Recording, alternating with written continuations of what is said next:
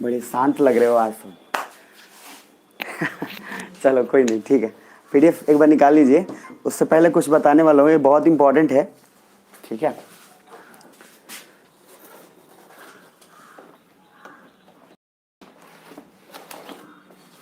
Revise किए हो पीछे का सब? है ना, कुछ तो बोलो यार, कसम खा के आवाज बोलना नहीं है यार, चाहे जो हो जाए। चलो पेज नंबर आना 87, सॉरी 87 था या 97 था? 97 पे आ जाइए। आ गए? चलो अब जो कुछ बोलने वाला हूँ, जो कुछ बताने वाला हूँ, इसमें थोड़ा सा रोल ज़्यादा है, मतलब समझने का, और पिक्चर से बहुत अच्छे से समझ में आएगा, ठीक है ना। तो पहले थोड़ा आइडिया बता देता हूँ कि पढ़ाने क्या वाला हूँ। सब सुन पा रहे हो? जोर से बोलना, यस सुनो। फिर से एक बार तेजी में। थोड़ा सा एनर्जी ला दो कि हम भी पढ़ा लेने, तो पता चले हम भी लुल पुल होके निकल जाए। तो खैर चलो, जो बताने वाला हूँ सुनो। पहले तो रॉक बता दिया हूँ। अब प्रॉब्लम ये है कि रॉक हो गया, रॉक बन गया।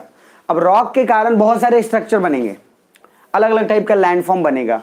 अब वो लैंडफॉर्म किस चीज से कैसे बना है, मतलब देखो मान लो इधर अगर रिवर चल रहा है, तो रिवर चल रहा है तो रिवर सर क्या करेगा, रिवर ऐसे ऐसे सोचो, ऐसे थोड़ा सा यहाँ महसूस ज्यादा करिएगा, ठीक है। यहाँ पे इमेजिनेशन आपको बहुत काम करेगा। इसीलिए मान लो रिवर फ्लो हो रहा है, तो रिवर का पानी बीच में जा रहा है, तो क्या करेगा, अपने साथ अगर लेके चल रहा है तो कुछ आधा जो अवसाद है, सेडिमेंट्स है, वो कुछ इधर जमा करेगा, कुछ इधर भी जमा करेगा, मतलब मूवमेंट अगर हो रहा है तो, है ना।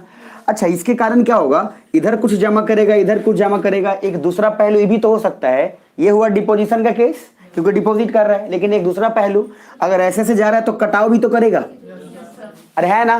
तो कटाव जब करेगा तो ये एरिया क्या हो जाएगा, कुछ बड़ा होता जाएगा।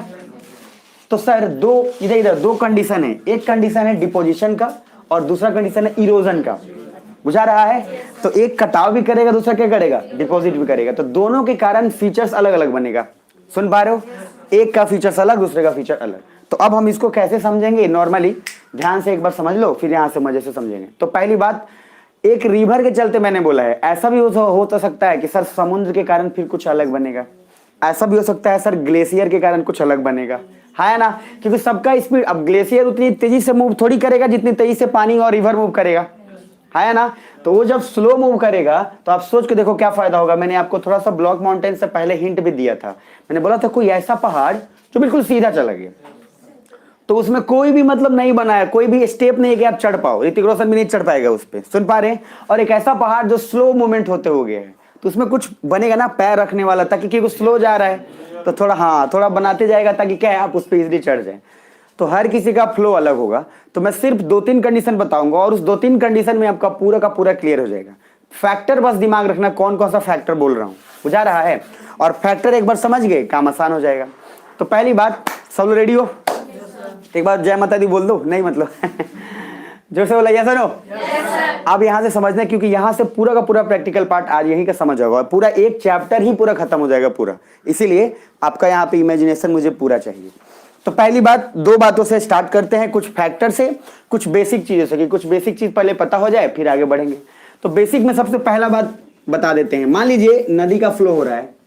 अगर नदी का फ्लो हो रहा है तो सर नदी के फ्लो में 2 बातें होंगी, ध्यान से समझिएगा। क्या क्या? पहला बात कि सर एक नदी इधर इधर, ये मान लो ये पहाड़ रहा, ये बाबा धाम वाला नहीं है, मतलब मान लो ये हिमालय रहा, ठीक है। अब हिमालय से कोई नदी अगर यहां से निकले रही है, तो जब फर्स्ट स्टेज में होगा, जो शुरुआत में, इधर देखना प्लीज सभी लोग, जो आए आराम से बैठते जाओ।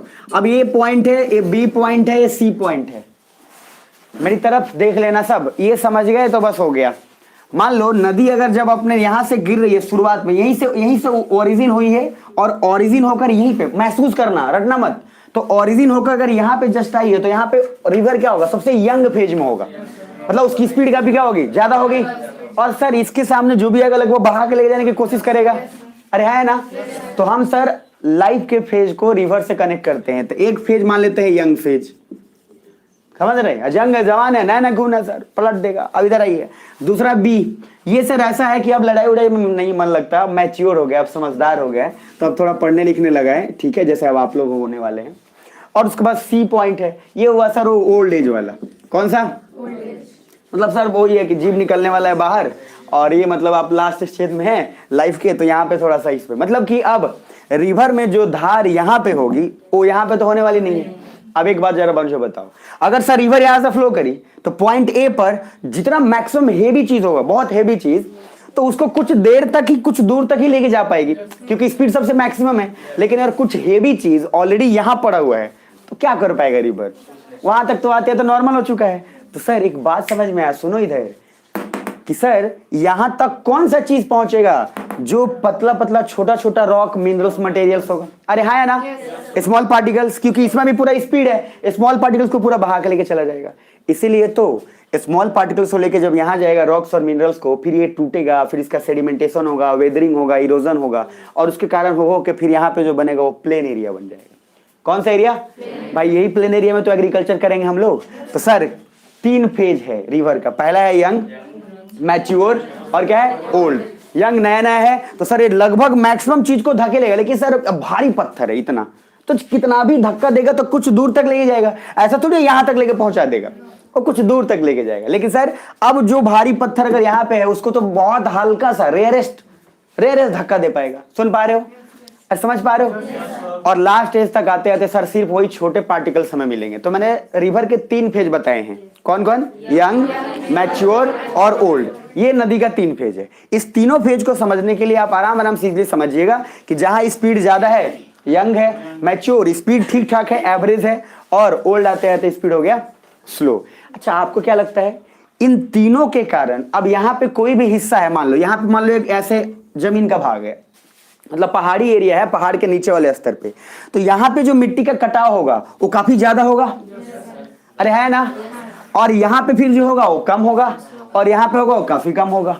मतलब कहने का ये, इसके कारण कुछ अलग लैंडफॉर्म बन जाएगा। अरे बुझा रहा है, इसके कारण कुछ अलग लैंडफॉर्म बनेगा, इसके कारण कुछ अलग बनेगा। सुन पा रहे हैं। अब जब कुछ लैंडफॉर्म अलग बनेगा तो यहाँ पे भी कुछ उत्पत्ति, पेड़ पौधे, ग्रास लैंड कुछ अलग होंगे, यहाँ का भी कुछ अलग टाइप होगा और यहाँ का भी कुछ अलग टाइप। सुन पा रहे हो। तो मान लो समथिंग कुछ ऐसा है कि पानी आ रहा है सर, ये मान लेते हैं सर ये जमीन का हिस्सा है, ऐसे समथिंग मान लो, ठीक है। पानी यहां से सर गिर रहा है, अब पानी इस पर्टिकुलर जमीन के भाग पे गिर रहा है अगर, तो और यंग एज में, कौन से एज में, यंग एज में, तो ऐसा पॉसिबल है कि सर ये पूरा का पूरा एकदम तोड़ दे। तो मान लो इसको हम हटा के सर इतना स्पीड है कि कुछ ऐसा हो गया ये, अरे है ना, पूरा कटाव कर दिया, कटा के लेके नीचे चल गया, है ना। लेकिन सर अगर यंग एज में है तब की हम बात करें, अगर ओल्ड एज रहता है तो हम ये भी कह सकते थे शायद इतना ही हो पाता, हल्का सा। बुझा रहा है। तो सर कुछ खाली फैक्टर समझ के काम हो गया। तो रिवर का 3 फेज, रिवर के कारण फिर अब 2 फैक्टर और, एक होगा इरोजन, एक होगा डिपोजिशन। तो अगर कटाव होगा तो कहीं ना कहीं फिर डिपोजिट भी करेगा। तो कटाव होने से कुछ अलग लैंडफॉर्म बन गया। हम यहाँ क्या दिखा है, कटाव होने से यहाँ जमीन हट के बाहर चला गया तो एक नया लैंडफॉर्म बन गया, ये वाला, मतलब एक नया पिक्चर बन गया। यस और नो। अरे बुझा रहा है। अब सर हो सकता है कि मान लो दूसरे जगह कटाव किया है, ये कटाव यहाँ नहीं किया है, कहीं और कटाव किया और उसको ले आके यहाँ डिपोजिट कर रहा है, तो हो सकता है फिर ये अलग लैंडफॉर्म ऐसे बन जाए। अरे यहाँ जमा कर रहा है। तो सर हमें एक बात समझ में आया कि कटाव के चलते अलग लैंडफॉर्म बनेगा और डिपोजिशन के चलते अलग बनेगा। इसमें कोई डाउट नो सर। अब इसको समझने के लिए पूरा का पूरा नॉर्मल कौन से शेप, 3 बस फैक्टर याद रखेंगे कि सर नदी के कारण, इरोजन के कारण क्या बनेगा, समुद्र के इरोजन और डिपोजिशन के कारण क्या बनेगा, ग्लेशियर्स के इरोजन और डिपोजिशन के कारण क्या बनेगा, और एक और इसमें है लाइमस्टोन, चूना पत्थर के कारण क्या बनेगा। सुन पा रहे हो। अरे बुझा रहा है। बस हो गया, चैप्टर कंप्लीट है, चलते हैं घर। अब देखिए इधर, तो सर नेक्स्ट पेज नंबर 97 पे आइए, जल्दी से आ जाइए और यहाँ से जो बताने वाले हैं उसको समझिए ध्यान से, ठीक है। अच्छा इसमें से गिरा है क्या, आइए जरा 97 पे आ गए, हाँ या ना बोल लो। बहुत बढ़िया। अब 97 पे आओगे तो उसमें एक एंटीक्लाइन और एक आपका जो सिंक्लाइन, ये तो पहले भी आपको बताया था, एंटीक्लाइन और सिंक्लाइन वाला। तो एंटीक्लाइन क्या है, ऊपर वाला भाग है, और सिंक्लाइन जो है उसका नीचे वाला हिस्सा है। तो जो भी मतलब वो ऊपर का लैंडफॉर्म बना है वो एंटीक्लाइन है, और नीचे का जो लैंडफॉर्म बना वो क्या है, सिंक्लाइन। यहां तक बुझा रहा है, पक्का। नीचे आइए सर।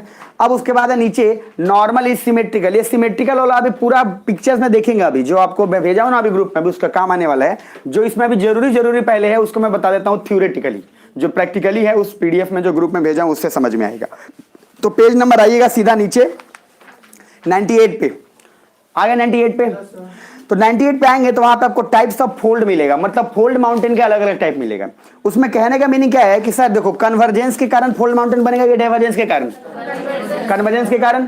अब कन्वर्जेंस के कारण अगर फोल्ड माउंटेन बन रहा है तो ध्यान से देखो, मान लो फोल्ड माउंटेन कुछ ऐसा हो गया, भाई हो ही सकता है ना। अब कन्वर्जेंस ज्यादा होगा, कन्वर्जेंस कम होगा, इस बात पे डिपेंड करता है। अब सर मान लो फोर्स लग रहा है एक साइड से, अगर वन साइडेड फोर्स लग रहा है तो ये कुछ क्या होगा, दबेगा कुछ, अरे नहीं दबेगा क्या, मतलब ये कुछ सर ऐसे के बजाय कुछ ऐसा होने की कोशिश करेगा, थोड़ा सा और उसमें। अच्छा अब फोर्स और ज्यादा लग रहा है तो ये क्या और थोड़ा सिमटने की कोशिश करेगा, अरे हाँ है ना, कुछ अलग अलग स्ट्रक्चर इसके बनने के। अब सर एक तरफ सिमटेगा तो दूसरी तरफ भी उसका असर पड़ेगा। तो मैंने बोला था सिमेट्रिकल क्या होता है, हाफ हाफ, मतलब सर ये स्ट्रक्चर ऐसे हो गया तो अगर बीच से काटते हैं तो जितना चीज इधर है उतना ही चीज क्या है इधर, तो सर इसको क्या बोल रहे हैं, सिमेट्रिकल। और सर उसके बाद बोल रहे हैं एसिमेट्रिकल। तो एसिमेट्रिकल क्या हो सकता है, मान लो हमने जैसे बीच में काटा एक ऐसा स्ट्रक्चर बना हुआ था, तो इधर तो एक ही है, इधर कितना है, दो, मतलब सर आधा आधा 50-50 नहीं हो पाया तो उसको क्या बोलेंगे, एसिमेट्रिकल। तो मैं वहां पे कुछ जो कंडीशन लिखा हूं, पहला देखो सिमेट्रिकल से पहले वापस मैं समझाने की, और प्लीज इमेज बनाइएगा अपने माइंड में, ठीक है ना। 97 पे वापस आइए एक बार जल्दी से, आ गए। तो 97 पे देखिए वहां पे लिखा हो नॉर्मल इज सिमेट्रिकल, मतलब जो नॉर्मल फोल्ड माउंटेन बनेगा वो क्या होगा, सिमेट्रिकल होगा। सर वो आराम से ऊपर कन्वर्जेंस के कारण हो जाएगा। बाकी जरा नीचे ध्यान से देखिए, एक और होगा, इफ ड्यूरिंग कन्वर्जेंस, क्या है, कन्वर्जेंस के according, let's say from this A plate is more than normal fold mountain will become asymmetrical, that is झुकाव हो जाएगा। अब देखो फोर्स लग रहा है, बीच में मैंने एक एरो बनाया होगा, बीच में देख लो ध्यान से सेकंड पे, मतलब कि सर ये वाला था बीच में, अब एक फोर्स हम इमेजिन कर रहे हैं, मतलब ये बना है फोल्ड माउंटेन और हम इसमें फोर्स इमेजिन कर रहे हैं, बुझा रहा है, मतलब हम इसमें अगर फोर्स इमेजिन कर रहे हैं बल, तो सर इसके कारण क्या इस पर असर पड़ेगा ना, तो क्या करेगा, थोड़ा और सिमेट्री की कोशिश करेगा दोनों तरफ से, मतलब ये भी कुछ सिमटेगा और ये भी कुछ सिमटेगा। अभी बस फील करना, अभी पिक्चर में है, जो पीडीएफ भेजा उसमें पिक्चर बहुत बढ़िया से है। तो जरा नीचे आ जाओ, यानी कि ये सकुचेगा, अच्छा फोर्स और बढ़ गया और थोड़ा सिमटेगा ये, तो देखो पहला है जो थोड़ा सा सिमटा है एसिमेट्रिकल, सॉरी सिमेट्रिकल के बाद दूसरा है क्या, एसिमेट्रिकल। एसिमेट्रिकल के बाद थोड़ा और हुआ ओवर फोल्डेड, दिख रहा है, थोड़ा और झुका हुआ। अब ओवर फोल्डेड एक दूसरे पे बिल्कुल एकदम ऊपर से बाइंड करने वाला है। अच्छा ओवर फोल्डेड के नीचे आ जाओ, आफ्टर ओवर फोल्डेड और फोर्स बढ़ता गया तो रिकम्बेंट हो जाएगा, क्या हो गया, रिकम्बेंट। उसको ओवरलैप भी बोल रहे हैं, या तो रिकम्बेंट बोलेंगे या क्या बोलेंगे, ओवरलैप। बुझा रहा है पक्का। अब सर इसको महसूस करेंगे, और पिक्चर इसलिए भेजा हूं मैं, महसूस तो हो ही जाएगा लेकिन फिर भी दिमाग में कुछ बन तो रहा है ना। इधर जब नॉर्मल रहेगा तो क्या बोलोगे, सिमेट्रिकल, नॉर्मल रहेगा तो सिमेट्रिकल, उसके बाद थोड़ा और फोर्स लगा एसिमेट्रिकल, थोड़ा और force over folded, over folded के बाद फिर क्या, रिकम्बेंट। बुझा रहा है। और रिकम्बेंट के बाद फिर क्या बनेगा, कुछ नहीं बनेगा, उसको ओवरलैप ही बोलते हैं, रिकम्बेंट को हम ओवरलैप भी बोल सकते हैं। सुन पा रहे मेरी बात, जोर से बोल लो। अब पेज नंबर, अब 98 पे, और अब जीवन का आनंद लेना 98, ठीक है, आगे 98 पे, पक्की बात, बहुत बढ़िया सर। अब देखना आप उसके बाद इसको जो पिक्चर में देखोगे ना तो लगेगा वाह क्या मस्त लग रहा है सर, डायग्राम देख के। और मैं बोला ना कि आपको देख के आप बता दोगे कि कौन सा चीज क्या है, कौन सा चीज किसके कारण बना है, वो आप आइडिया लगा लोगे, इसलिए थोड़ा सा इमेजिन कर लेना, मजा आएगा, मतलब जीवन का आनंद आएगा। बैठे बैठे गोवा का बीच घुमा दूंगा आपको, देखिएगा इधर 98 पे आ गए। अब सर मैं बता देता हूँ वापस से, जो जो अभी बोला हूँ ध्यान से सुन लेना। सबसे फर्स्ट मैंने एक दो बातें क्या बोला, नॉर्मली 2-3 बातों को ध्यान रखना है। रिवर का 3 फेज होगा, कौन कौन, यंग, ओल्ड और, तो यंग, मैच्योर और ओल्ड। बुझा रहा है, ठीक है सर। तो यंग हुआ जब रिवर का स्पीड काफी फास्ट हो, तो क्या है, यंग है। मैच्योर में है, ठीक है, समझदार हो गया है। और ओल्ड एज में सर काफी स्लो हो गया, जिब निकाल देगा। अब सर 2 बातें, तो यहाँ पे मान लीजिए यंग, मैच्योर, ओल्ड, उन तीनों के कारण अलग अलग लैंडफॉर्म बनेगा। दूसरा मैंने बोला रिवर के कटाव से कुछ अलग बनेगा, समुद्र के कटाव से कुछ अलग बनेगा, यानी कि इरोजन से अलग, डिपोजिशन से कुछ अलग। यहां बुझा रहा है। अब हमने एक फैक्टर बोला कि अगर फोल्ड माउंटेन बना है तो फोल्ड माउंटेन कन्वर्जेंस से कि डाइवर्जेंस से, कन्वर्जेंस से। तो फोल्ड माउंटेन अगर कन्वर्जेंस से बना है और फोर्स उस पर बहुत ज्यादा लग रहा है, तो पहले था नॉर्मल जो था वो सिमेट्रिकल था, अब क्या हो गया, एसिमेट्रिकल। नाम बोलते जाना, ये नाम ही इंपॉर्टेंट। आपको मैं बता दूं ध्यान से, यहां से क्वेश्चन एक हमेशा पूछेगा जो ऊपर आपके ऊपर से ऊपर लगे, किसी को सुन में नहीं किए हैं, इसलिए नाम रिपीट कर लो। जो इजी क्वेश्चन उसको छोड़ना क्यों है।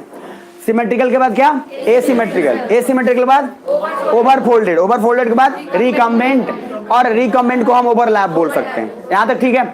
अब सर सीधा आना पेज नंबर 98 पे, कहां आ गए, 98 पे। अब 98 पे आओ तो 98 पे एक चीज मिलेगा आपको, वहां पे सर देखना, एक मैंने लिखा है क्रैक और वहां पे एक वर्ड यूज क्या होगा, रिवर्स फॉल्ट। क्या लिखा है, रिवर्स फॉल्ट। ये रिवर्स मतलब क्या होता है, उल्टा। अब सर देखो ना, एक पॉइंट पे आने के बाद ये अब सिकुड़ते चला गया है, ध्यान से समझना, अगर सिकुड़ते चला गया, काफी क्लोज आता चला गया, मतलब ये जो था फोर्स लग रहा था ये काफी क्लोज आ रहा था, एक समय आने के बाद इतना तेज उस पर सर बल लगेगा कि क्रैक नहीं हो जाएगा उसमें। अरे माउंटेन की बात करें, फोल्ड माउंटेन, तो फोल्ड माउंटेन पे बल अगर चारों तरफ लग रहा है, उसी में अटता जा रहा है, एक पॉइंट ऐसा तो आएगा जहां पे बल इतना ज्यादा उस पर लगेगा कि सर क्रैक डेवलप होना शुरू हो जाएगा। और जब क्रैक डेवलप शुरू हो जाएगा तो फिर वापस से सर वही चीज होगा, मतलब रिवर्स फॉल्ट क्या होगा, उसका मतलब फिर से वापस से बनना वही शुरू हो जाएगा, कहेंगे फिर सिमेट्रिकल, फिर उसके बाद अलग प्रोसेस है, फिर एसिमेट्रिकल, फिर ये वो, मतलब वापस से ऐसा फॉल्ट। फॉल्ट मतलब क्या होता है, दरार, क्रैक।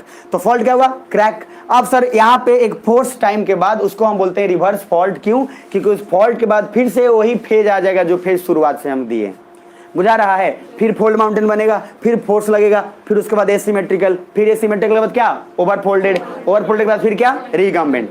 तो एक ऐसा फॉल्ट, इतना प्रेशर लगा जिसके कारण क्या हो गया, क्रैक डेवलप हो गया। अब वहां पे मैंने कुछ लिखा है, देख लो, बस बात बन जाएगी।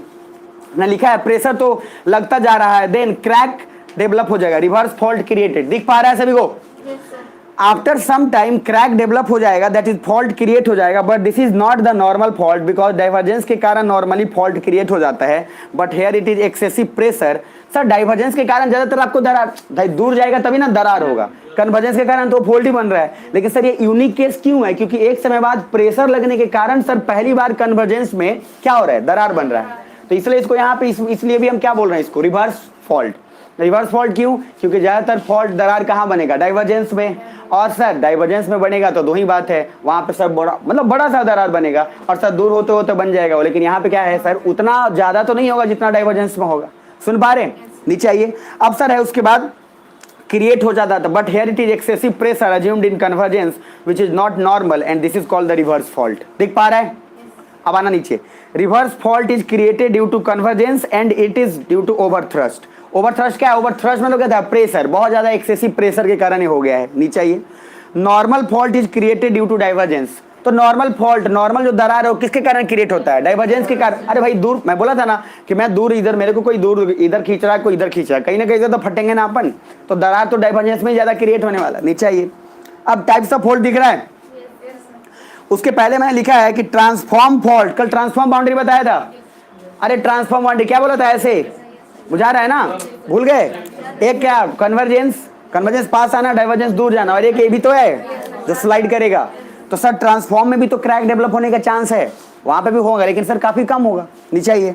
ट्रांसफॉर्म फॉल्ट भी है जिसके कारण एटलीस्ट थोड़ा सा तो फॉल्ट क्रिएट होगा ही, दैट इज कंजर्वेटिव मार्जिन। इसलिए don't use only word that fault is created only due to divergence. हम ये फिर यहाँ से क्या कंक्लूजन निकलता है कि जो दरारें हैं, जो क्रैक्स है, जो सर क्रिएट हुआ है, वो सिर्फ डाइवर्जेंस के कारण ही नहीं होता है, कन्वर्जेंस के कारण भी होगा, और किसके कारण होगा, ट्रांसफॉर्म के कारण होगा। अरे बुझा रहा है, मतलब कन्वर्जेंस के कारण भी और किसके कारण, ट्रांसफॉर्म के कारण। नीचे आ जाओ। अब टाइप्स ऑफ फॉल्ट दिख रहा है वहां पे, अरे हाँ ना बोलो। तो सर पहला है सिमेट्रिकल, दिख रहा है। सिमेट्रिकल क्या है, मतलब फोल्ड माउंटेन नॉर्मल है। अच्छा जो लोग आए हैं अभी थोड़ा सा मैं बता देता हूँ, बहुत परेशान मत हो, वापस सुन लेना। मैंने बोला है सर, ध्यान से सुन लो, फोल्ड माउंटेन है, फोल्ड माउंटेन बनता है कन्वर्जेंस से। मैंने बोला कन्वर्जेंस ऐसे फोल्ड माउंटेन बना हुआ है, फोल्ड माउंटेन पे प्रेशर एक्सेसिव लगना शुरू हो गया।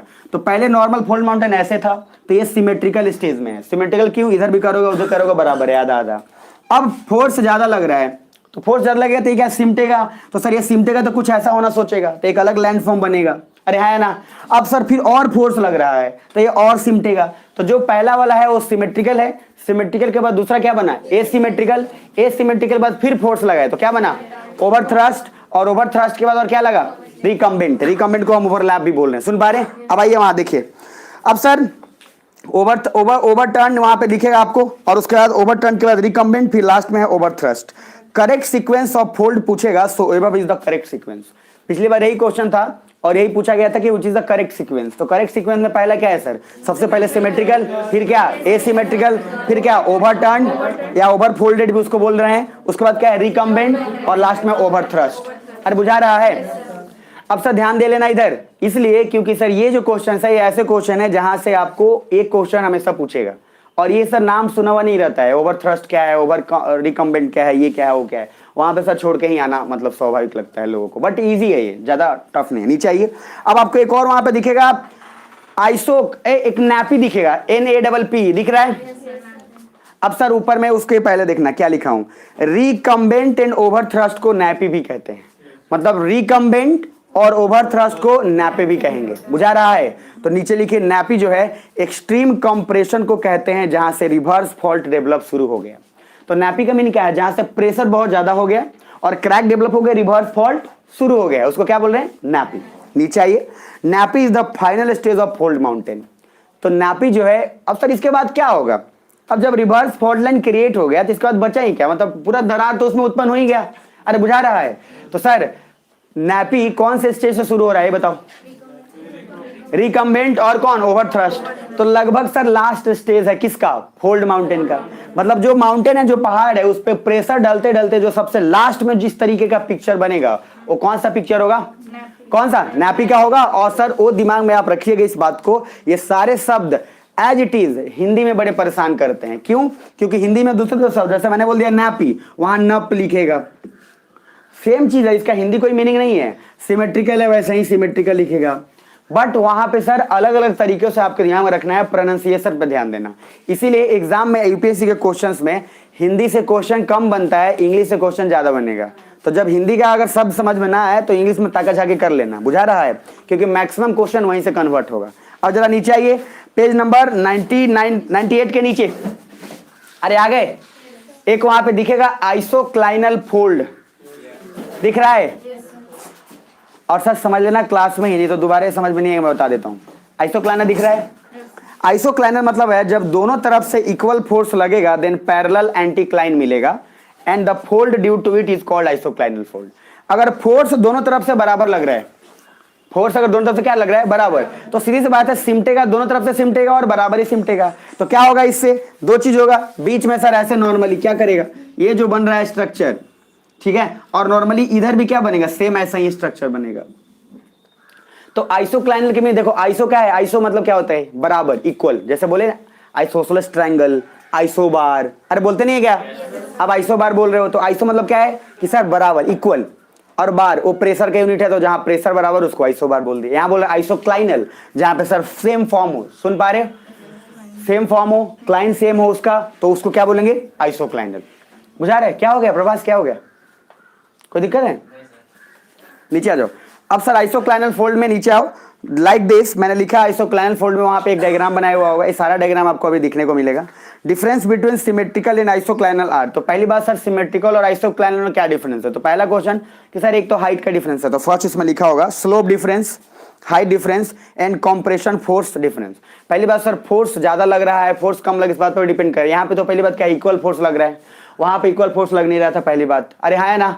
तो दो चीज नॉर्मल हो रहा था लेकिन उतना ज्यादा इक्वल फोर्स था नहीं। अगर इक्वल फोर्स बहुत ज्यादा रहता तो सर कन्वर्जेंस में फोल्ड माउंटेन बनने का भी चांस ज्यादा नहीं रहता। तो कहने का मीनिंग क्या है, आइसोक्लाइनल तब बनेगा जब, दो बातें ध्यान रखिएगा, अब इसको पिक्चराइज करिएगा तो और ज्यादा बेहतर समझ में आ जाएगा। तो एक पीडीएफ इसके अलावा, बस 2 मिनट और रुक जाओ, इसके अलावा पीडीएफ करेंगे। 99 पे पहले आ जाओ, उस ज्यादा समझ में आएगा। 99 पे आओगे तो डेन्यूडेशन, डेन्यूडेशन कल बताया था। तो denudation is also going on the so actual shape of losting also and there it becomes some shape which can't be sometime predicted that which shape is this।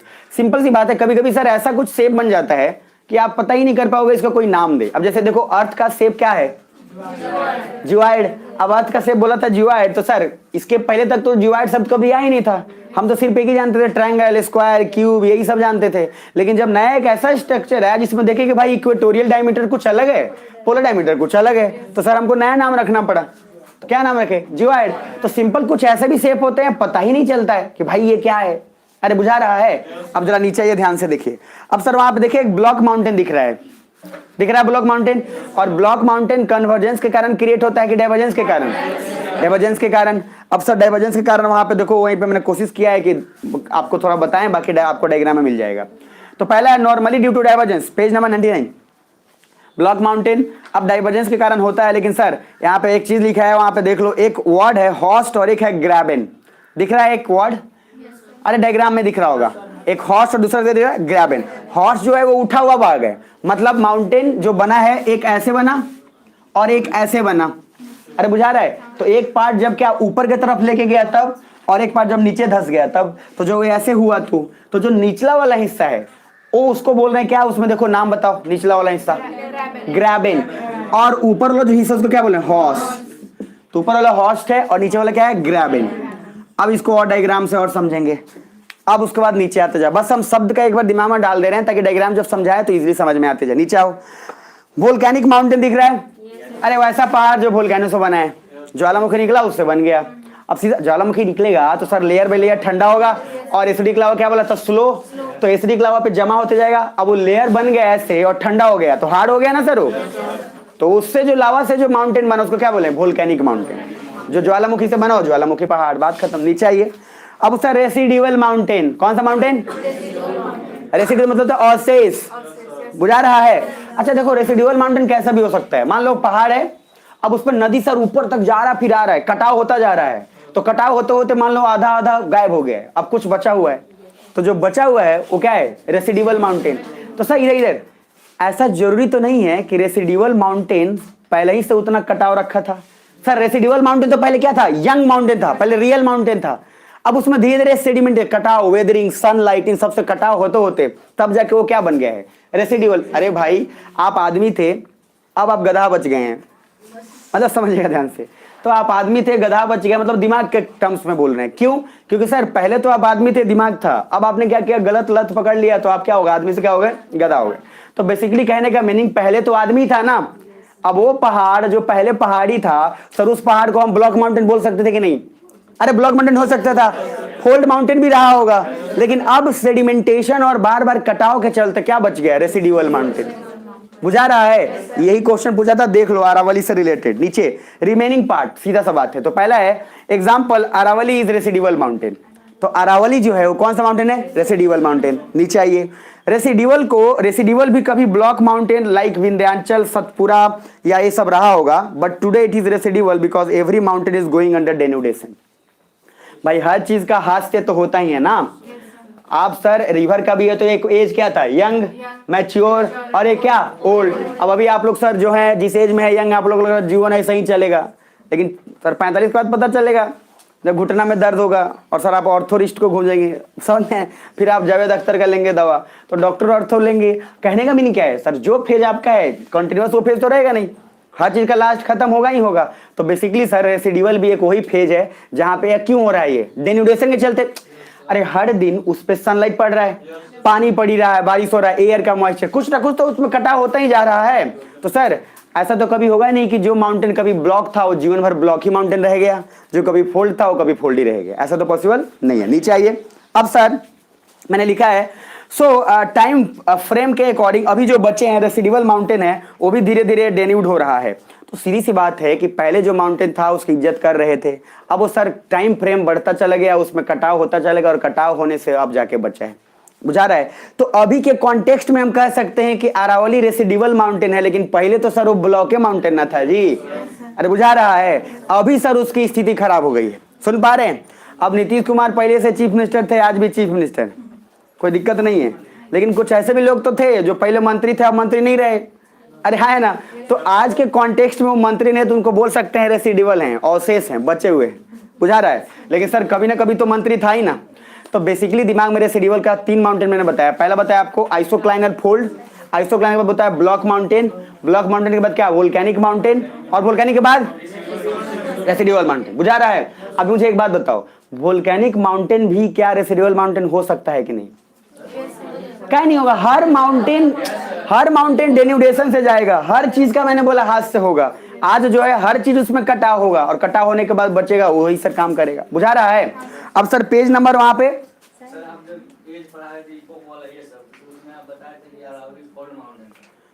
अरे भाई तो हम क्या बोले, जब पहले था तो अरावली फोल्ड ही था ना। अरे नहीं देखो अभी मैंने क्या बोला, ब्लॉक बोला।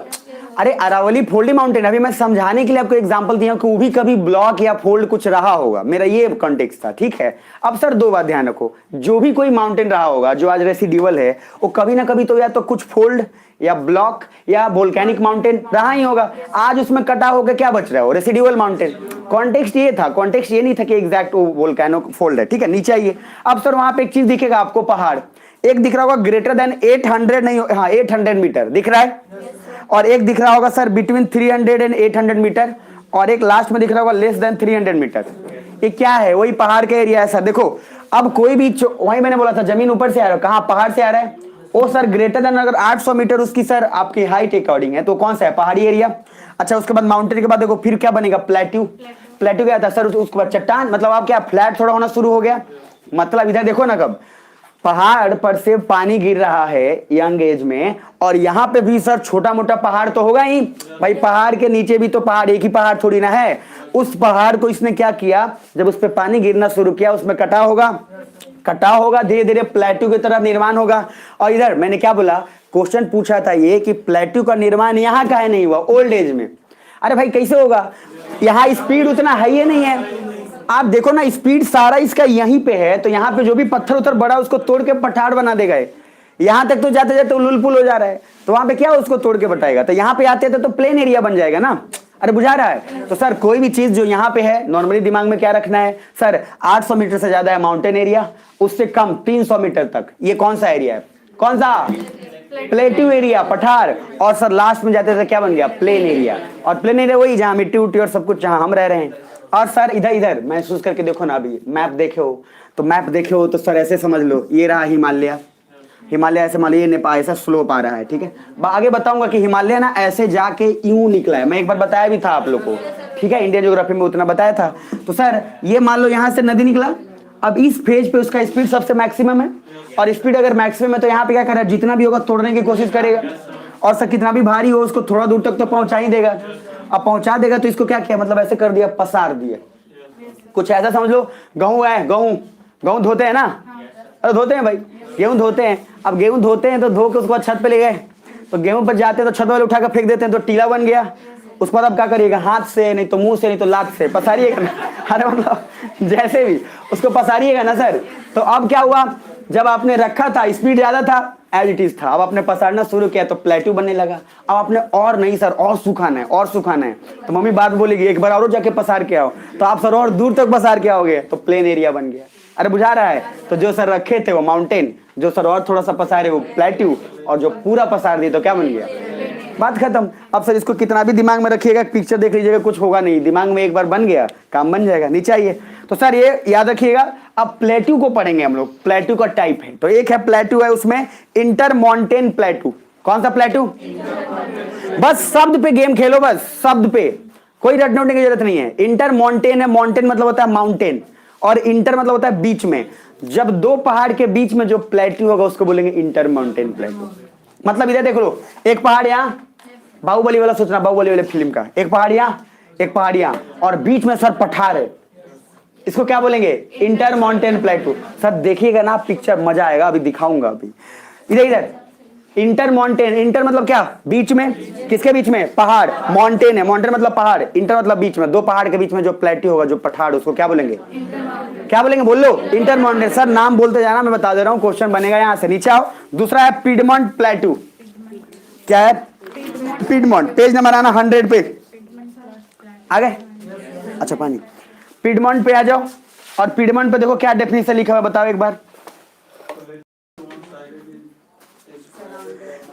क्या लिखा है? Plateau generally formed by the फिजर eruption, पहली बात। और नीचे लिखा है, सॉरी इंटरमॉन्टेन का डेफिनेशन लिखा हूं, प्लेट्यू सराउंडेड बाय माउंटेन, और नीचे देखो पिडमॉन्ट है, piedmont plateau which one side is surrounded by mountain and other side can be surrounded by either sea or plain area. तो सुन लेना, पहले एग्जांपल इंटरमॉन्टेन का बता देता हूं, देख लो। क्या इंटरमॉन्टेन मतलब? क्या, रिपीट करो। दो पहाड़ के बीच में, यहां तक बुझा रहा है? अब उसका एग्जांपल कुछ वहां लिखा हूं, जैसे इंडिया है, तिब्बत है, देखो उधर, वहां पे होगा तिब्बत है बीच में, तो तिब्बत को उधर जाओगे, तियानसेन माउंटेन है, तियानसेन, ठीक है, सुनना ध्यान से, चाइना के पास। अब इधर नीचे हिमालय है, इधर देखो, तो हिमालय इधर तियानसेन, और बीच में जो तिब्बत वाला एरिया पड़ा था, तिब्बत का प्लेट्यू। अरे बुझा रहा है? तो बोलते नहीं तिब्बत का पठार। अरे सुने होगे नाम, क्या सुनोगे? तिब्बत का पठार। तो तिब्बत का पठार क्यों बोल रहे हैं सर पठार? क्योंकि कितने बीच में है? दो। अब दो पहाड़ के बीच में है, तो कौन सा पठार? इंटरमॉन्टेन प्लेट्यू। बुझा रहा है? अब वहां पे जब सुनिएगा तो ज्यादातर आपको शब्द इस्तेमाल होगा इंटर तिब्बतियन, या कभी माउंटेन तिब्बतियन, ये सब न्यूज में आता है वर्ड, तो किस लिए आ रहा है, क्यों, क्योंकि दोनों तरफ पहाड़ है, बीच में क्या है, प्लेटू। तो कौन सा प्लेटू है ये, अरे बोल लो कौन सा, इंटरमॉन्टेन। अब बोल रहे हैं पीडमोंट, क्या बोल रहे हैं, पीडमोंट प्लेटू है, ऐसे समझो, एक तरफ पहाड़ और दूसरे तरफ या तो समुद्र हो या फिर प्लेन एरिया हो। अब कौन सा जो बता दिया ना सर, जीवन का आनंद मिल जाएगा। एंडीज माउंटेन पढ़ाया था, पढ़ाया था ना, अगर याद होगा तो समझ लेना। मतलब सर साउथ अमेरिका में ये बीच में, इधर देखो, इधर हो गया एंडीज माउंटेन, महसूस कर लो बस, तो इधर हो गया एंडीज, यहाँ पे एक प्लेटू पढ़ाया था, अगर किसी को बताया होगा तो ठीक है, नहीं बताओ कोई बात नहीं। और इधर हो गया सर रिवर, मतलब अटलांटिक, कौन सा, अटलांटिक। तो कहने का मीनिंग है, यहाँ मैप पे देख लो, ये रहा एंडीज, ये वाला बीच वाला एरिया ये प्लेटू हो गया, और इधर क्या है, सी हो गया ना। तो मैंने क्या बोला, पिडमोंट में एक तरफ पहाड़ और दूसरी तरफ क्या, समुद्र हो या फिर क्या हो, प्लेन एरिया हो, बुझा रहा है। और उस बीच में जो पठार है, जो प्लेटू हो, उसको बोलते हैं क्या, पिडमोंट प्लेटू। वहां पे एग्जांपल लिखा हूँ, देख लो एक बार। पहले लिखा हूं, पिडमोंट का मीनिंग होता है गिरिपद। गिरिपद मतलब, गिरिपद मतलब क्या सर, पद मतलब पांव, और गिरी जी नहीं, मतलब गिरी मतलब क्या, चोटी होता है, पहाड़ बोलते हैं, ठीक है, तो गिरिपद। अब सबसे नीचे देखो मैंने क्या लिखा है, वहां पे एक डायग्राम बना हुआ साउथ अमेरिका का, दिख रहा है, एक तरफ एंडीज लिखा हूं, बीच में लिखा हूं प्लेटू रीजन। तो प्लेटू रीजन के एक तरफ है Andes, so this is called what, Piedmont, और दूसरी तरफ क्या है, समुद्र। नीचे आओ, plateau which is situated at the foot of the mountain and is locked on the other side by a plain or a sea or ocean is called the Piedmont Plateau। अरे समझ में आ रहा नहीं आ रहा है, नीचे आओ, Piedmont means foot of a mountain, example Patagonian Plateau। यार पैटागोनियन बोलाया था आपको, तो पैटागोनियन प्लेटू भी पढ़ाया था। पैटागोनियन प्लेटू का इमेज याद रखे, पैटागोनियन कहाँ है सर, ये प्लेटू है, पैटागोनियन अलग और ये प्लेटू है, ये पैटागोनियन प्लेटू। फिजिकल में एटलस लाए हो, जल्दी निकालो, तेजी में तेजी में,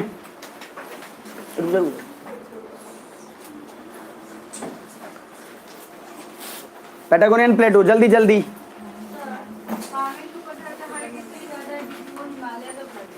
कह सकते हैं, बाकी इंडियन ज्योग्राफी में उसका है कारण। मिल गया, आप देख लो, मिल जाएगा उसके बीच में, फिजिकल मैप में देख लेना, पैटागोनियन प्लेटू मिलेगा या खाली पैटागोनियन लिखा होगा। पैटागोनियन डेजर्ट के अलावा पैटागोनियन प्लेटू भी देख लो, ध्यान से देखना। इधर जो पैटागोनियन डेजर्ट है ना सर, तो डेजर्ट जो है वो एरिया वही वाला आपका, देखो एक साइड वहां पे प्लेटू का ही रीजन है, ध्यान से देख लो इधर मेरी तरफ। आप सोचो ना, इधर एक तरफ क्या है, एंडीज, अरे एक तरफ क्या है एंडीज। और एंडीज में भी सर, एंडीज का सबसे टॉप पार्ट है कि निचला पार्ट है, नीचे पार्ट, मतलब एंडीज ऊपर से आता है नीचे ना सर। तो सर इसलिए इसको बोला पिडमोंट, मतलब होता है, हिंदी में बोलते हैं गिरिपद, जो पर्वत के क्या हो, बिल्कुल पद में हो, पांव में हो। तो सर एंडीज माउंटेन के बिल्कुल नीचे, और नीचे है पांव में है ही, और एक तरफ पहाड़ है, दूसरी तरफ क्या है, या तो समुद्र हो सकता है या प्लेन एरिया या महासागर। अरे बुझा रहा है, बस अब नीचे आओ,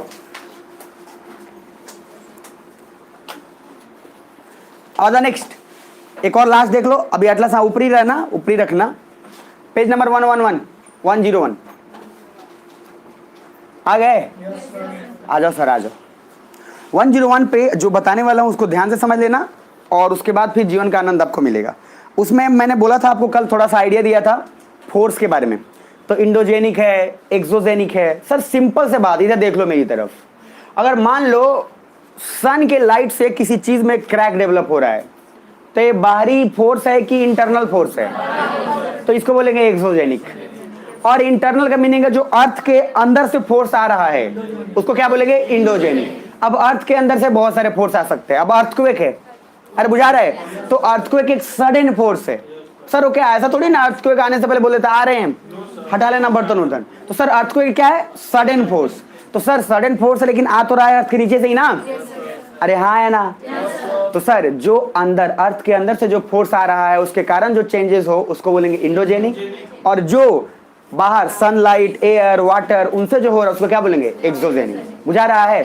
अब वहां पे अर्थ का मूवमेंट लिखा हुआ है, और वहां पे 2 टाइप लिखा हुआ है, देख लो बस, जीवन का आनंद आ जाएगा। आ गए। अर्थ के मूवमेंट में एक टाइप है इंडोजेनिक, दूसरा क्या है, एक्सोजेनिक। इंडोजेनिक का 2 टाइप लिखा हूं, एक लिखा हूं सडन मूवमेंट, और दूसरा टाइप लिखा हूं डायस्ट्रॉफिज्म। इसको यहाँ पे मैं बनवाऊंगा आज यहाँ पे, लेकिन फिर भी पहले समझ लो कितने टाइप, 2। तो सर अगर हम बोलें कि अर्थ मूवमेंट के 2 टाइप हो गए यहाँ पे, पहली बात अर्थ मूवमेंट क्यों कर रहा है, तो एक हो गया क्या इंडोजेनिक और दूसरा क्या एक्सोजेनिक। अब इंडोजेनिक मतलब क्या, जो अर्थ के अंदर से फोर्स आ रहा है, हम फोर्स की बात कर रहे हैं। तो इंडो में सर 2 चीज होगा, एक फोर्स जो काफी तेज आएगा और सडन होगा, उसको क्या बोल रहे हैं सडन, और एक बोले क्या डायस्ट्रॉफिज्म। डायस्ट्रॉफिज्म होता है स्लो मूवमेंट, डायस्ट्रॉफिज्म का मीनिंग होता है स्लो मूवमेंट, बुझा रहा है। तो सर सडन मूवमेंट में क्या क्या हो जाएगा, अर्थक्वेक, वोल्केनो, अरे सब सडन आएगा ना सर। और डायस्ट्रॉफिज्म के एग्जांपल स्लो मूवमेंट में आप कोई भी फोर्स लो, प्लेट तो मूव कर ही रहा है हल्का हल्का, अरे प्लेट तो हमेशा कॉन्टिन्यूअस मूव कर रहा है, अर्थ भी मूव ही कर रहा है, तो प्लेट तो थोड़ा थोड़ा मूव ही कर रहा है, तो लेकिन इतना स्लो है कि हमको उससे कोई प्रभाव नहीं पड़ रहा। लेकिन एक टाइप का फोर्स तो है वो भी, क्योंकि वो भी अर्थ के अंदर से ही आ रहा है। तो सर इंडोजेनिक में 2 हो गए, एक सडन और दूसरा क्या डायस्ट्रॉफिज्म, बुझा रहा है। अब आप एक्सोजेनिक में जल्दी आओ, वेदरिंग है और इरोजन है, बुझा रहे हैं। तो वेदरिंग किसके कारण होगा, फिजिकल, केमिकल और बायोलॉजिकल कारण हो सकता है। इरोजन में आइस, रिवर के कारण हो सकता है, विंड के कारण हो सकता है, अंडरग्राउंड वाटर के कारण हो सकता है, मतलब कटाव बहुत चीज के कारण। सर रिवर के कारण कटाव नहीं होगा क्या, हवा के कारण भी तो कटाव होगा, मिट्टी को उड़ा के लेके चलेगा उसके कारण भी तो कटाव होगा। और ये सारा फोर्स क्या है सर, एक्सोजेनिक है। अरे वो हवा बह रहा है, हवा भाई अंदर से आया क्या, एटमोस्फेयर से आया हवा, अरे तो अंदर से चीर के आ रहा है हवा, ऐसा थोड़ी हो रहा है। नीचे आओ सर, तो वो सब एक्सोजेनिक है। और बीच में आओ इंडोजेनिक और डायस्ट्रॉफिज्म का। तो डायस्ट्रॉफिज्म स्लो मूवमेंट है। अब डायस्ट्रॉफिज्म का 2 टाइप है, वहां पर टेबल में दिख रहा है, एक तरफ है एपिजोनिक है, एपिरोजेनिक, और दूसरी तरफ है ओरोजेनिक। ओरोजेनिक तो ओरो मतलब होता है माउंटेन, जहां पे भी ओरो मिले उस समझ लेना माउंटेन है। तो पहला लिखा हूं जहां पे एपिरोजेनिक, और उसको कॉन्टिनेंट फॉर्मिंग में बोलते हैं, मतलब कॉन्टिनेंट का बनना, महाद्वीप का बनना।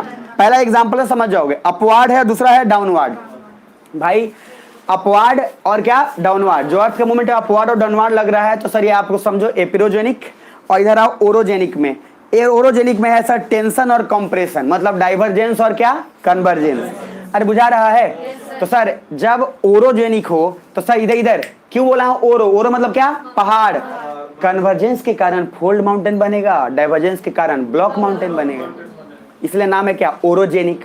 ऐसे फोर्स जिसके कारण पहाड़ बन रहे हो, तो कौन कौन फोर्स है, टेंजाइल और कंप्रेशन। टेंजाइल मतलब क्या होना दूर, तो डाइवर्जेंस, और डाइवर्जेंस से कौन सा माउंटेन बनेगा ब्लॉक माउंटेन, और कन्वर्जेंस के कारण कौन बनेगा फोल्ड माउंटेन। क्या नहीं समझ में आ रहा है, ये मतलब बोला मजा आ रहा है, अब सर समझना ध्यान से। तो सर ऐसे पूरा का पूरा दिमाग में टेबल बैठा लो, काम बन जाएगा। पहले मैंने बोला 2 टाइप के अर्थ मूवमेंट सर फोर्सेस है, पहला है इंडोजेनिक, दूसरा कौन एक्सोजेनिक। इंडोजेनिक मतलब अर्थ के अंदर से जो बल आ रहा है वो है, बुझा रहा है। एक बल जो काफी सडन और तेज आ रहा है, अर्थक्वेक, वोल्केनो। एक स्लो आ रहा है डायस्ट्रॉफिज्म। डायस्ट्रॉफिज्म अभी 2 टाइप मैंने बोला, एक बोला एपिरोजेनिक और एक बोला ओरोजेनिक। एपिरोजेनिक में बोला सर 2 चीज में अपवार्ड और डाउनवार्ड फोर्सेस। ओरोजेनिक में क्या बोला दूर, अरे बुझा रहा है। तो सर कन्वर्जेंस और डाइवर्जेंस, बुझा रहा है, उसके कारण जो माउंटेन बनेगा वो आपको दिमाग में है। सब समझ में आ रहा है। नीचे आइए जरा। अब सर वहां पे डायस्ट्रॉफिज्म का मीनिंग भी लिखा हुआ है, स्लो मूवमेंट। ओरोजेनिक मतलब ओरो मतलब माउंटेन, जेनिक मतलब फॉर्मेशन। तो माउंटेन का जो फॉर्मेशन उसको क्या बोलेंगे ओरोजेनिक। एक एक चीज लिखा हुआ है, चिंता नहीं करना है। नीचे आइए। अब कन्वर्जेंस डाइवर्जेंस पता है आपको, एपिरोजेनिक पता है, अपवार्ड और डाउनवार्ड। अब देखो इधर अगर मैग्मा और उसका लावा का मूवमेंट काफी तेज ऊपर आ रहा है, या कुछ भी फोर्स नॉर्मल भी ऊपर आ रहा है अपवार्ड, तो अभी बताया था आपको, मान लो ऐसा कोई स्ट्रक्चर है यहाँ पे, अगर इस पे फोर्स लग रहा है खूब, तो क्या होगा, कुछ ऐसा नहीं हो जाएगा, कुछ ऐसा हो जाएगा। अरे है ना, दबाव डाल के उसको ऊपर पैसे करेगा ना सर। और अगर मान लो डाउनवार्ड फोर्स लग रहा है, तो सेम ऊपर से ऐसे डाउनवार्ड फोर्स लग रहा है, इसको हटा दो, नॉर्मल ऐसे था तो डाउनवार्ड कुछ नीचे की तरफ आएगा ये, अरे है ना, पचका देगा ना उसको सर। अब आप ऊपर से छत पर से कूदे हो और टीना पे कूद गए हो, अब कौन पचकेगा हमको नहीं पता, लेकिन टीना तो पचकेगा ही ना। अरे बुझा रहा है, डल्ला वाला टीना। आ जाओ अब सर नीचे, पेज नंबर जब ऊपर उठे तो उसको हाईलैंड बोलते हैं। क्या बोलेंगे, अरे हाईलैंड मतलब लैंड जो है ऊपर भाग। आप देखना गांव में कुछ ऐसे जमीन होंगे जो ऊपर होंगे, उस पर लोग रह भी रहे होंगे, बुझा रहा है। और सर एक ऐसा होगा जो नीचे होगा, तो सर जो नीचे है वो ऊपर के फोर्स के कारण दब गया। हर गांव में देखना ऐसा होता है, आप कभी महसूस करके देखना, मैं तो जानता हूं, बाकी आप देख लेना। हर गांव में एक ऐसा एरिया होगा, किसी न किसी का टोला ऐसा जरूर होगा जो टोला ऊपर होगा, बुझा रहा है सर, सबसे ऊपर रहता है वो लोग, और एक टोला ऐसा होगा जो सर नीचे रहेगा। लेकिन ऊपर वाला हमेशा हर टोला में एक आपको मिल जाएगा, बुझा रहा है, और लोग रहेंगे ऊपर ही। वो लोग कहते हैं भूकंप आई तो हमारे लगे है, वो लोग सर खुश रहते हैं। उनको थोड़ी ना पता है भूकंप आने के बाद कहीं जाओ, जिसको मरना है वो मर जाएगा। पेज नंबर आइए। तो सर इंडोजेनिक और एक्सोजेनिक का मीनिंग क्या है? अरे ऐसा फोर्स जो अर्थ के अंदर से है, और exogenic outer, sunlight, rainfall, water, air, जो है सारा जो बाहर दिख रहा है। बात खत्म, बुझा रहा है? पक्का? चलो सर, अब आना पेज नंबर नीचे 102 पे। आगे 2 पे, अब 2 पे आ जाओ। 2 पे आओगे तो एक्सोजेनिक मिलेगा। नीचे आ जाओ, एक्सोजेनिक ऊपर जो लिखा है वो समझ में आ चुका है, नीचे आइए। एक्सोजेनिक दिख रहा है, एक उसमें टर्म है एक्सफोलिएशन। कौन सा टर्म है? अरे बोल लो सर। इसमें मैं बता देता हूं आपको ना, सब अपने जिसके कसम खाना है खा लेना। इसमें सारे शब्द को ना एक बार रिपीट कर लेना, नहीं तो दिमाग में नहीं जाएगा। ये सारे शब्द नॉर्मल नहीं है सर, अलग अलग शब्द ही है, और पहली बार सुना हुआ शब्द मिलेगा आपको, बुझा रहा है? इसलिए रिपीट करिएगा तभी काम आएगा, नहीं तो ये जीवन में ना ये दूर दूर तक नहीं शब्द दिमाग में आता है। कारण ये सब नए नए शब्द हैं, इसलिए ना जब बोलूं तो दम लगा के रिपीट कर लेना, चाहे जो हो जाए। नीचे आओ। एक्सफोलिएशन है लेयर बाय लेयर का हटना। अरे भैया इधर देखो, प्याज है, प्याज के एक लेयर हटाओगे, दूसरा लेयर हटाओगे, हटाओगे ना सर? तो बस एक्सफोलिएशन मतलब वही होता है कि पृथ्वी के परत दर परत अगर हट रहा है, और हटेगा क्यों? क्योंकि सर उस पर डेली टेम्परेचर आ रहा है ना, और क्रैक डेवलप होगा। क्रैक डेवलप होगा तो परत धीरे धीरे हटेगा। अरे है ना, उसी को बोलेंगे क्या? एक्सफोलिएशन। आराम से लेयर बाय लेयर हट रहा है सर, और पिक्चर दिखाऊंगा, मजा आएगा भी। नीचे आओ। तो सर लेयर बाय लेयर निकलना, लाइक अर्थ का ऊपर वाला हिस्सा क्रैक हुआ, देन इरोड हुआ, देन नीचे का लेयर ऊपर दिखने लगा, that is weathering. Foliation layer by layer formation, like onion का लेयर बाय लेयर, बुझा रहा है? तो फोलिएशन फॉर्म होना, एक्सफोलिएशन लेयर बाय लेयर हटना, परत का फॉर्म होना, परत का हटना। नीचे आओ। वेदरिंग दिख रहा है? वेदरिंग अरे बता चुका हूं, वेदरिंग कल ही बताया था। सनलाइट के कारण हुआ, दिन में सर क्या होगा? एक्सपैंड करेगा, रात में कंप्रेस करेगा, उसके कारण क्रैक डेवलप हो जाएगा, बुझा रहा है? लेकिन वेदरिंग में 2 टाइप है, एक है मैकेनिकल वेदरिंग, दिख रहा है? एक है केमिकल वेदरिंग और दूसरा है बायोलॉजिकल वेदरिंग। सर वेदरिंग में भी तो अलग अलग होगा। तो मैकेनिकल वेदरिंग देख लो क्या है। पहला फ्रॉस्ट वेजिंग। फ्रॉस्ट वेजिंग का मीनिंग समझो क्या है। देखो रात को ग्राउंड के अंदर छोटे छोटे पोर्स के थ्रू ग्लेशियर चले जाते हैं। देखो सीधी सी बात है, अब ग्राउंड में पोर्स हैं, छोटे छोटे छिद्र हैं। अब सर ग्लेशियर्स का पानी थोड़ा मेल्ट हुआ, नीचे चला गया। कुछ ऐसा समझो, ऐसा समझना जैसे बॉटल में आप रखे हो मान लो पानी, और आपने उसको काफी ठंडा किया, बर्फ हो गया वो पूरा, और सब देखोगे तो लंबा सा बर्फ हो जाएगा। तो जितना उसका है कैपेसिटी सहने उतना तो सह लेगा, लेकिन एक पॉइंट ऑफ टाइम आएगा जब उसमें स्पेस नहीं बचेगा, तो देखना बोतल में क्रैक डेवलप हो जाएगा। अरे बुझा रहा है? तो सर उससे वैसा ही सेम क्या हुआ, अर्थ के अंदर पोर्स था, छोटे छोटे छिद्र होल्स थे, उसके अंदर सर ग्लेशियर्स का मेल्ट होके नीचे गया, ठंडा हुआ, आइस बन गया। अरे बुझा रहा है? तो नीचे गया तो हार्ड होगा, अब आइस बना तो सर जितना है उसको जमीन के बीच में क्रैक तो लाएगा ना? अरे नहीं लाएगा क्या? तो क्रैक तो थोड़ा लाएगा। तो सर ये हुआ आपका मैकेनिकल वेदरिंग, ये स्वतः हो रहा है, मैकेनिकल हो रहा है, इसमें ये नेचुरल प्रोसेस हो रहा है, इसमें हम कुछ नहीं कर रहे हैं, बुझा रहा है? अच्छा एक ऐसा इधर घर में देखना, घर में पीपल का पेड़ उगले रहेगा कोना में छोटा सा, समझ रहे? घर के अंदर मतलब कोने में, ज्यादातर एक गांव वाले घर में आपको मिल जाएगा। शहर में लोग क्या है तो पेड़ में काट देता है, तो वहां पे पेड़ का क्या, तो यहाँ तो पीपल क्या रहने, लेकिन सर आप देखिएगा घर के कोने में पीपल का पेड़ अलग अलग सर दीवार में ही है, और उसके कारण क्या हुआ? क्रैक हो गया। अरे नहीं जानते क्या? तो सर ये हुआ बायोलॉजिकल वेदरिंग। कौन सा वेदरिंग? और एक है सर केमिकल वेदरिंग। कौन सा वेदरिंग? केमिकल। तो पहले मैकेनिकल वेदरिंग क्या था? फोर्स के अंदर जाना, ग्लेशियर्स जाना, बर्फ का बनना, क्रैक डेवलप होना, क्या हुआ? Mechanical weathering. इसको बोलते हैं फ्रॉस्ट वेजिंग। क्या बोलते हैं? Frost waging. दूसरा टाइप मैंने बोला पेड़ सर आते गया बायोलॉजिकल, और अपने आप जर्मिनेट हुआ है। सर आप देखेंगे ना घर में सर मिल ही जाएगा, और वो जहाँ पे सब मिल जाएगा ना सर, मतलब समझ रहे हो आप सर पहले नोचना शुरू करोगे उसका, नहीं तो पूरा दीवार खराब कर देगा ना बॉस। अरे है ना? चलो अब नेक्स्ट तीसरा पार्ट केमिकल पे आ जाओ, जल्दी से आ जाओ, देर ना हो जाए, कहीं देर ना हो जाए। 103 पे आ जाओ, आ गए? अब सर उसके बाद केमिकल वेदरिंग में आना ऑक्सीडेशन। केमिकल वेदरिंग में लिखा हूं ऑक्सीडेशन। ऑक्सीडेशन क्या सर? जंग लगना। अरे भाई सिंपल, लोहा पे था, ऑक्सीजन के साथ ऑक्सीडाइज किया, अलग अलग प्रोसेस है, लेकिन सर वो हो गया। तो सर वेदरिंग तो उसका भी हुआ ना? और वेदरिंग का मीनिंग क्या है सर? उसमें भी क्रैक तो नहीं, लेकिन उसको खराब तो कर ही दिया, और खराब कर दिया मतलब वो लेयर तो हटा ही दिया। तो सर 3 तरीके का वेदरिंग, पहला कौन, मैकेनिकल वेदरिंग, दूसरा केमिकल वेदरिंग, तीसरा बायोलॉजिकल वेदरिंग। अब देखो ध्यान से समझ लेना बात, पेड़ का लगना बायोलॉजिकल वेदरिंग, उसके कारण क्रैक डेवलप हो गया, केमिकल ऑक्सीडाइज होके सर डस्ट सब मिल के जंग लग गया, वहां से वो परत हट गया, तो क्या हुआ केमिकल वेदरिंग। मैकेनिकल वेदरिंग में मैंने बोला कि ग्लेशियर्स मेल्ट होके अगर छिद्र के अंदर जा रहा है तो सर ज्यादा चांस ये है कि पोल वाले एरिया में हो, काहे कि ग्लेशियर्स तो वही है ना, ग्लेशियर समझ रहे हो ना, तो जहां ठंडा एरिया बहुत होगा वही ना, इक्वेटर पे आएगा सर वो तो ग्लेशियर पिघल के पानी हो जाएगा। अरे बुझा रहा है, तो हम समझने के लिए ऐसा बोले, लेकिन पॉसिबल तो है ही।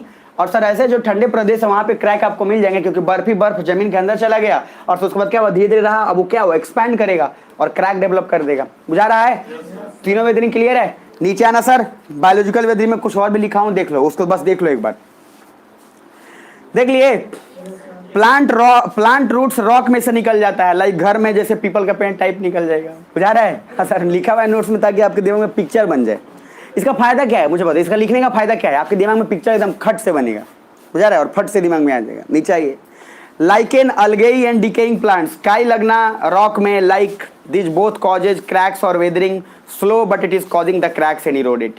तो सीधी सी बात है सर, आपको सर चापाकल पे भी काई वो मिल ही जाता है, तो सर अलगेई बैक्टीरिया वायरस इनके कारण मिल जाएगा। बुझा रहा है, और एक दो बार तो गिरे ही होंगे आप, ऐसा मजाक थोड़ी ना है, एक ना एक बार तो हर कोई कल पे गिरा हुआ ही है। मैं तो सर अगर कोई बच गया तो भगवान ना करे गिरे लेकिन मुझे जहाँ तक मेरा अपना एक्सपीरियंस है, हर कोई चापाकल पे एक ना एक बार गिरा ही होगा सर, चाहे जो हो जाए, उसके क्या किसी का हाथ टूटा हो चाहे माथा टूटा हो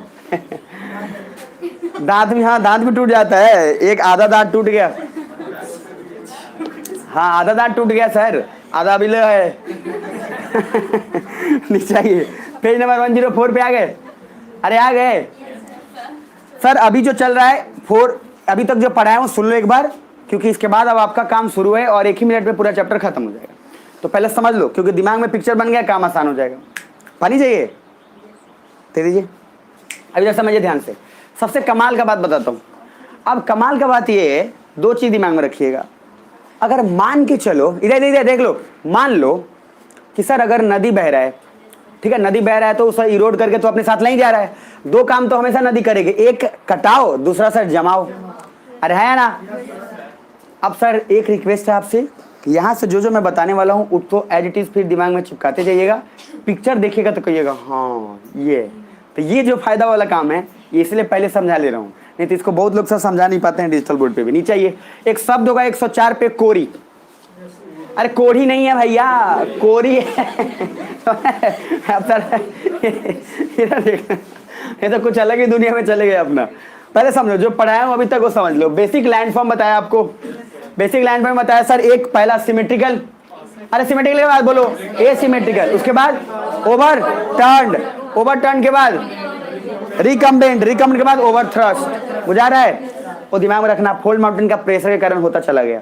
उसके बाद मैंने कुछ बेसिक बताया, कौन कौन सा weathering, mechanical weathering, chemical weathering, biological weathering, clear है। फोर्स बताया था एक्सोजेनिक, इंडोजेनिक में डायस्ट्रोफिज्म, सडन मूवमेंट। फिर नीचे आ जाओ, उसमें बोला था ओरोजेनिक, माउंटेन का बनना, टेंजाइल कॉम्प्रेशन, डाइवर्जेंस कन्वर्जेंस, और एक बोला था अपवार्ड और डाउनवर्ड। बुझा रहा है, ब्लॉक माउंटेन कहाँ बनेगा, डाइवर्जेंस में कि कन्वर्जेंस में, डाइवर्जेंस में बनेगा। सच में दिमाग में जा रहा है ना सब। अब सर उसके बाद प्लीज आ जाओ पेज नंबर 104 पे, आ गए। अब 104 पे आपको मिलेगा एक कोरी। तो जो कोरी है, it is a erosional landform which is eroded by source glacier. Corrie एक बनता है, कैसे बनता है अभी पिक्चर अब दिखाएंगे आपको कि कोरी कौन से स्ट्रक्चर को बोल रहे हैं। ये इधर ग्लेशियर ने क्या किया, पहाड़ है, इधर देखो, अब पहाड़ पे सर पूरा का पूरा बर्फ है, तो बर्फ अगर जमा हुआ है तो बर्फ अपने स्तर से कुछ ना कुछ उसमें कटाव तो करेगा। अरे नहीं करेगा क्या, तो फिसलेगा, ऊपर करेगा, तो कटाव तो करेगा। उस कटाव करने के बाद जो स्ट्रक्चर बन रहा है, जो पिक्चर बन रहा है, उसको बोल रहे हैं क्या, कोरी। यहाँ सोर्स क्या है, ग्लेशियर। अरे सोर्स क्या है, ग्लेशियर। इसी तरीके से सोर्स कभी कभी क्या होगा, नदी। और उसमें भी सर ये इरोजन के कारण है कि डिपोजिशन के कारण है, इरोजन के कारण। बुझा रहा है, नीचे आओ। अब सर उसके बाद सोर्स और एजेंट्स, ये डिफरेंट सोर्सेज में पहला क्या सोर्स लेंगे मैं आप बता दिया। पहला सोर्स क्या है, रिवर। पहला सोर्स क्या है, वहां देखो मैंने डायग्राम बनाया हुआ, यंग, मैच्योर, ओल्ड, दिख रहा है।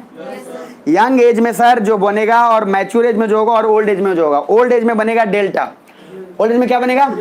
डेल्टा का आपको पढ़ाया भी था मैंने, डेल्टा फुट बताया था। मैंने क्या बोला? नदी का पानी आके वहां से क्या हुआ सर? सूख गया है, अब वो कीचड़ बन गया। मतलब सर पानी था, मिट्टी मिल गया, कीचड़ बन गया, और कीचड़ अब सूख गया। बुझा रहा है? अरे बर्ड फुट डेल्टा भी तो पढ़ाया था आपको, बुझा रहा है? और उसमें अब धीरे धीरे क्या हुआ? थोड़ा सा क्रैक डेवलप हो गया, क्योंकि धूप बुझ तो आ रहा है, तो एक्सोजेनिक फोर्सेस के कारण हो रहा है। सुन पा रहे हो? डेल्टा का सिंपल मीनिंग है जब कोई चीज डिपॉजिट हो जाए किनारे पे, और हमेशा समुद्र के किनारे होगा। सुन पा रहे? ऐसा नहीं कि डेल्टा बना हुआ है समुद्र के बीच में, अरे ऐसा नहीं बनता है। समुद्र का हमेशा क्या बनेगा? किनारे, लास्ट स्टेज में। तो ओल्ड एज में बनेगा क्या? डेल्टा। अरे क्या बनेगा? अब सर नीचे आ जाओ। बर्ड फूड डेल्टा कहां पढ़ाया था पहले ये बताओ? मैक्सिको में, मैक्सिको में बताया था आपको, और एकदम कॉर्नर में बोला था, नीचे बिल्कुल समुद्र के किनारे। नीचे आइए। अब सर देखो सारा कुछ आज आपको बर्ड फूड डेल्टा बता रहा है, जियोग्राफी बता रहे हैं, उसमें सब कुछ आएगा। अब यहाँ पे सोर्स पहला क्या लेना है? रिवर। कौन सा सोर्स? रिवर में आ जाओ सर, यहां समझ लिए, लाइव जिंगल अलग हो गया। आ जाओ। पहला है in young age river speed and energy will be high, hence यहाँ डिपोजिशन तो होगा ही नहीं, क्योंकि रिवर उसको बहा देगी। तो भैया शुरुआत में जो यंग एज होगा उसमें डिपॉजिट क्या करना? उठा कर फेंक उधर। बुझा रहा है? स्पीड हाई है सर। नीचे दूसरा, रिवर गहराई भी बहुत ज्यादा क्रिएट करेगी इन इट्स यंग एज। अगर यंग एज है तो सब पानी उसका जितना नीचे गिरेगा, रॉक जितना सॉफ्ट होगा उसको और क्या करेगा? इरोड करेगा, तो गहराई भी उतना ही ज्यादा करेगा। नीचे आइए। एक वहां शेप दिखेगा, अब आपको दिख रहा है? मतलब शेप है आई शेप, आई शेप के बाद फिर थोड़ा सा आई शेप ही है, उसके बाद नीचे है भी शेप। तो मतलब क्या है इधर? इसका मीनिंग क्या है?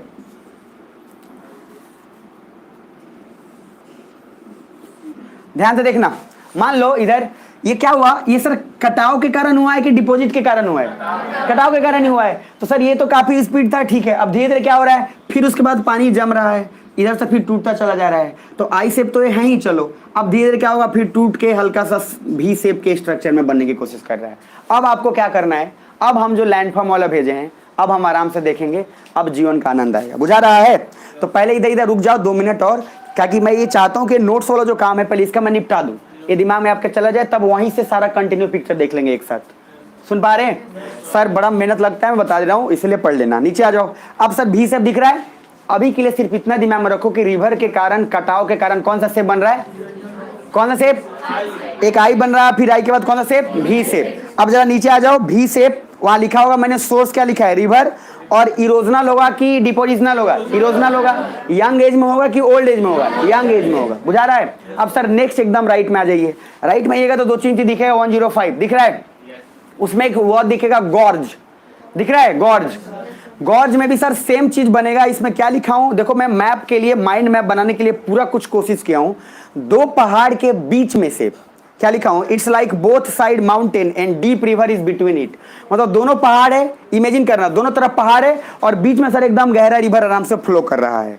तो सर वो कैसे हुआ है इसका भी पिक्चर देखेंगे, परेशान मत होना। लेकिन गॉर्ज मीनिंग क्या है जो लिखा हूं? सर ओरोजेनिक है, due to upward force land goes up then eroded it. अब सर पहले इरोड हुआ, इरोड होकर 2 पहाड़ के बीच में एक नदी की तरह रास्ता बन गया। अब उसको पिक्चर देखेंगे। तीसरा पॉइंट देख लो। अब इसको देखने से पहले सीधा नीचे आओ। Gorge will be converted into canyon. Gorge किस में कन्वर्ट हो गया? कैनियन में। ये सब क्या है? लैंडफॉर्म है। किसके कारण बन रहा है? रिवर के कारण। किसके कारण? रिवर। अब सर वहां पे देखो मैंने एक टेबल बना दिया, नॉर्मल एक बना दिया डायग्राम। क्या लिखा हूं? भी shape, gorge, canyon, river source है, इरोजनल लैंडफॉर्म है। बुझा रहा है? तो रिवर के सोर्स के कारण जो बन रहा है भी शेप, वो इरोजनल है कि डिपोजिशनल है? इरोजनल है। सर भी शेप से फिर गॉर्ज हुआ, गॉर्ज से बड़ा कौन हुआ? कैनियन।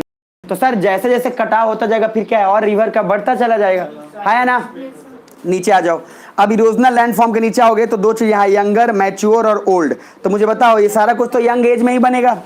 और सर इतना ज्यादा कटाव ओल्ड एज में थोड़ी ना होगा। अब पेज नंबर आ जाओ 106 पे। आ गए? जोर से बोल लो। अब सर इधर देख लो। अब मान लो पहाड़ से जो पिक्चर वहां बनाया हुआ वाटरफॉल, झरना जिसको आप लोग बोलते हैं, लेकिन सर वाटरफॉल का मीनिंग अलग होता है। और हम लोग जिसको वाटरफॉल बोलते हैं वो होता ही नहीं है, उसको प्लंज पूल बोलते हैं। आपको क्या बात कर रहे हो सर? इधर देखो, ये देखो, मान लो ये है सर जमीन का भाग, वहां पे हमने डायग्राम बनाया, ऊपर से देखो रिवर मान लो फ्लो कर रहा है। तो सर जमीन का भाग हो सकता है ऊपर का रॉक हार्ड हो, नीचे मान लेते हैं सॉफ्ट है। अब ये मान लेते हैं, बुझा रहा है? अब नदी बह रहा है सर, तो पानी धीरे धीरे डिपोजिट होगा, मुझे एक बात बताओ, पहले सॉफ्ट रॉक को लेके जाने की कोशिश करेगा कि हार्ड को? अरे पहले सॉफ्ट होगा ना भाई। सॉफ्ट रॉक जो है मुलायम है, पानी के साथ मिला उसको कटाव लेके चला जाएगा, तो पानी यहाँ जमा होते गया तो क्या होगा, ये जो रॉक है सॉफ्ट नीचे, इसको इरोड करेगा नहीं करेगा? तो इसका इतना काट के लेके बाहर चला गया। अरे हाँ है ना? इधर इससे फर्क क्या पड़ा? देखो पानी जो गिर रहा था ऐसे सीधे आराम आराम से, ये जाता ना सीधे, लेकिन ये नीचे वाले हिस्सा तो कट गया, तो अब सीधे जाते थे धाएं से नीचे गिरेगा। अरे महसूस कर लो कि आप दौड़ रहे हो, दौड़ते दौड़ते सीधे जा रहे थे, लेकिन अब क्या हुआ, नीचे का कट गया है और नीचे का कट के कुछ ऐसा बन गया है, तो अब जो पानी का फ्लो है वो क्या एक ही स्पीड से जाएगा क्या? नहीं, अब सर क्या नीचे गिरेगा? जो जगह हुए हो गए ना उसको पूरा समझ में आएगा, बुझा रहा है?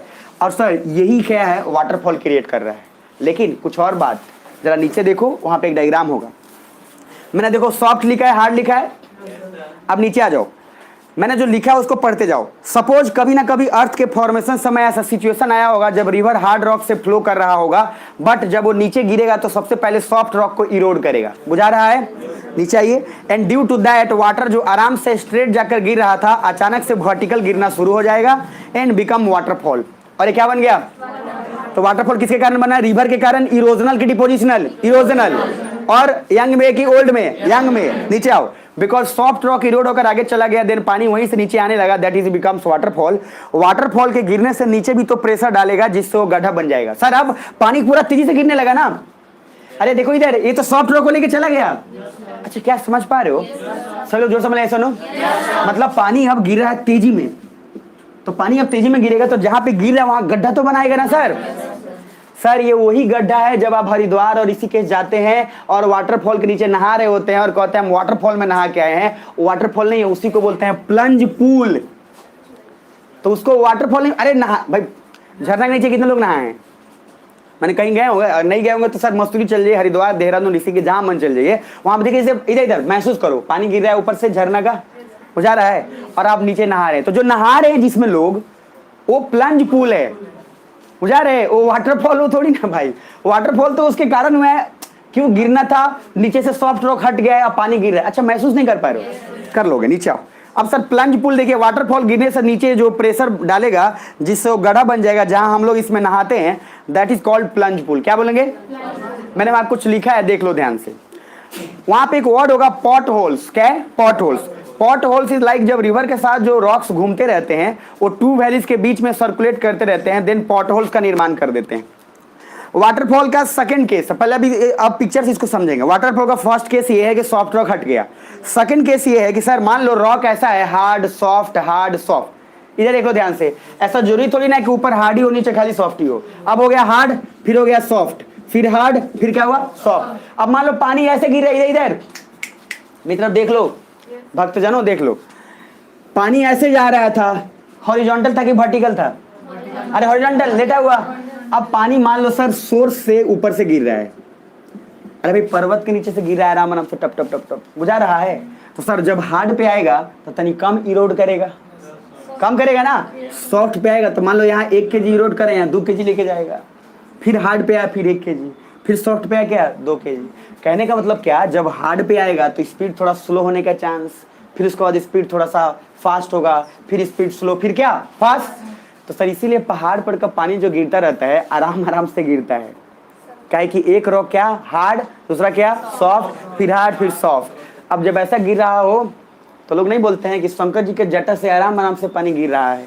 अरे बुझा रहा है? तो पहाड़ पे ऐसा गिरेगा, अभी पिक्चर पूरा देखेंगे। अब तो पहला केस मैंने बोला जब एक हार्ड हो नीचे सॉफ्ट हो तो क्या बनेगा? वाटरफॉल।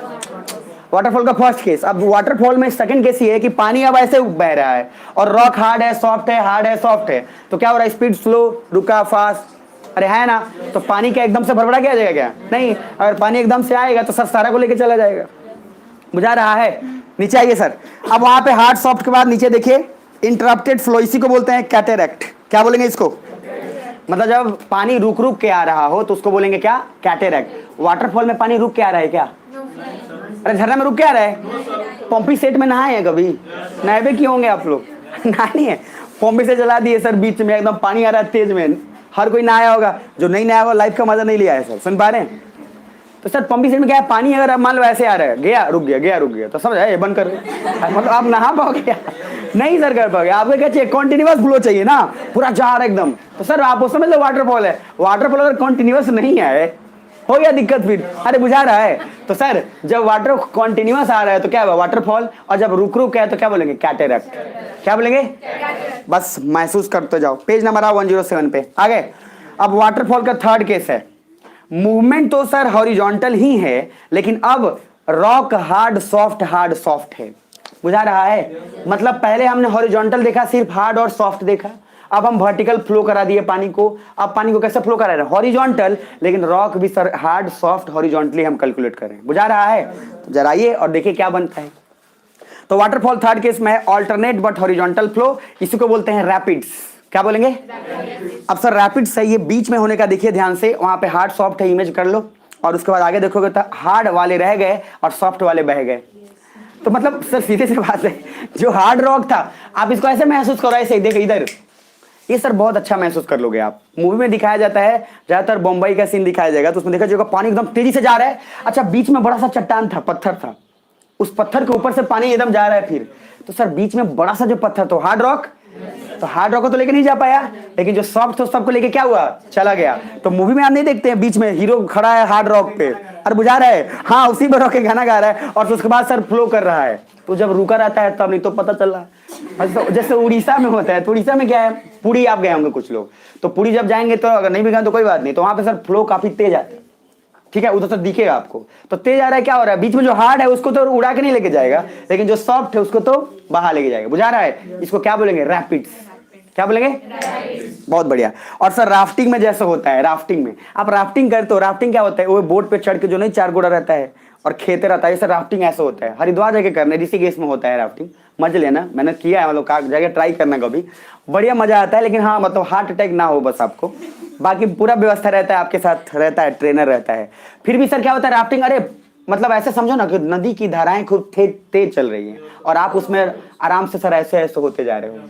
बुझा रहा है, तो राफ्टिंग क्यों बोल रहे हैं, क्योंकि राफ्टिंग शब्द ऊपर में है रैपिड्स, रैपिड्स में क्या होता है सर, पानी पूरा तेज जा रहा है, इधर इधर इधर बीच में पहाड़ आया, सॉरी पहाड़ बोलो, चट्टान है, हार्ड रॉक आया, तो सर हल्का सा उठा, पानी वहां से खुल गया, फिर थोड़ा स्लो हुआ, तो सॉफ्ट था उसको बहा लिया, हार्ड था उसको छोड़ दिया। बुझा रहा है, नीचे आइए। तो सर अब देखो जरा ध्यान से, ये सब सोर्स किस चीज का है, रिवर का है ना। तो अब तक क्या क्या पढ़े, भी शेप, भी शेप के बाद नीचे देखो गॉर्ज, गॉर्ज के बाद कैनियंस, कैनियंस के बाद waterfall, plunge pool, potholes, cataract, rapids. ये सब किसके कारण बन रहा है, रिवर के कारण। अरे वाटर के नहीं बोलना, किसके कारण, रिवर, वाटर तो है ही, रिवर का सोर्स। बुझा रहा है, अच्छा ये सब यंग में हो रहा होगा कि ओल्ड में, इरोजनल है कि डिपोजिशनल है, ये सब कटाव ही तो कर रहा है, ठीक है सर, बहुत बढ़िया सर, जीवन का एकदम आनंद लेते जाओ। पेज नंबर 108 पे आना, आ गए 108 पे अरे आ नहीं है क्या, 108 आ गए, अरे बोल लो।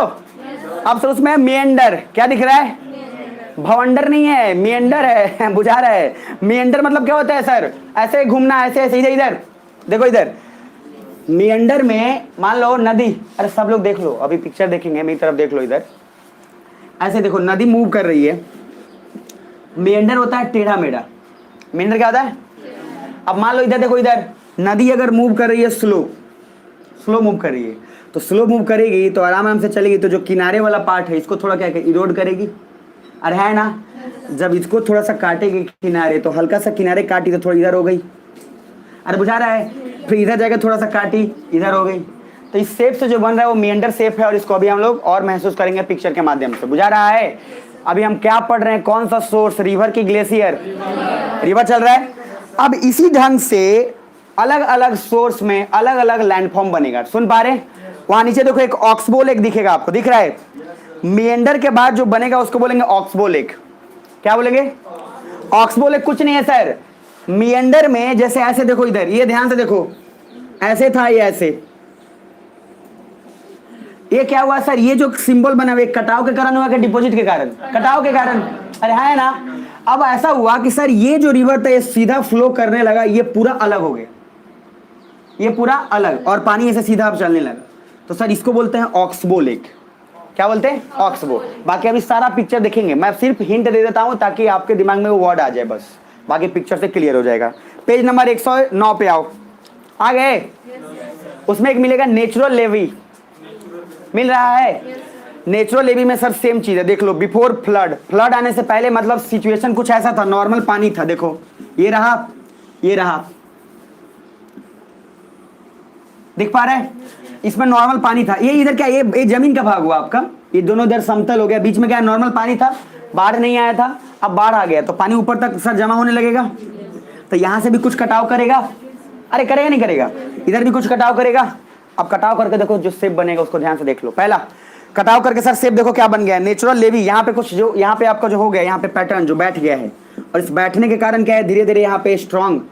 अच्छा ये जो देख के आपको लग रहा है ये सर किसके कारण हो रहा होगा? ये डिपोजिशन हो रहा है कि इरोजनल हो रहा है?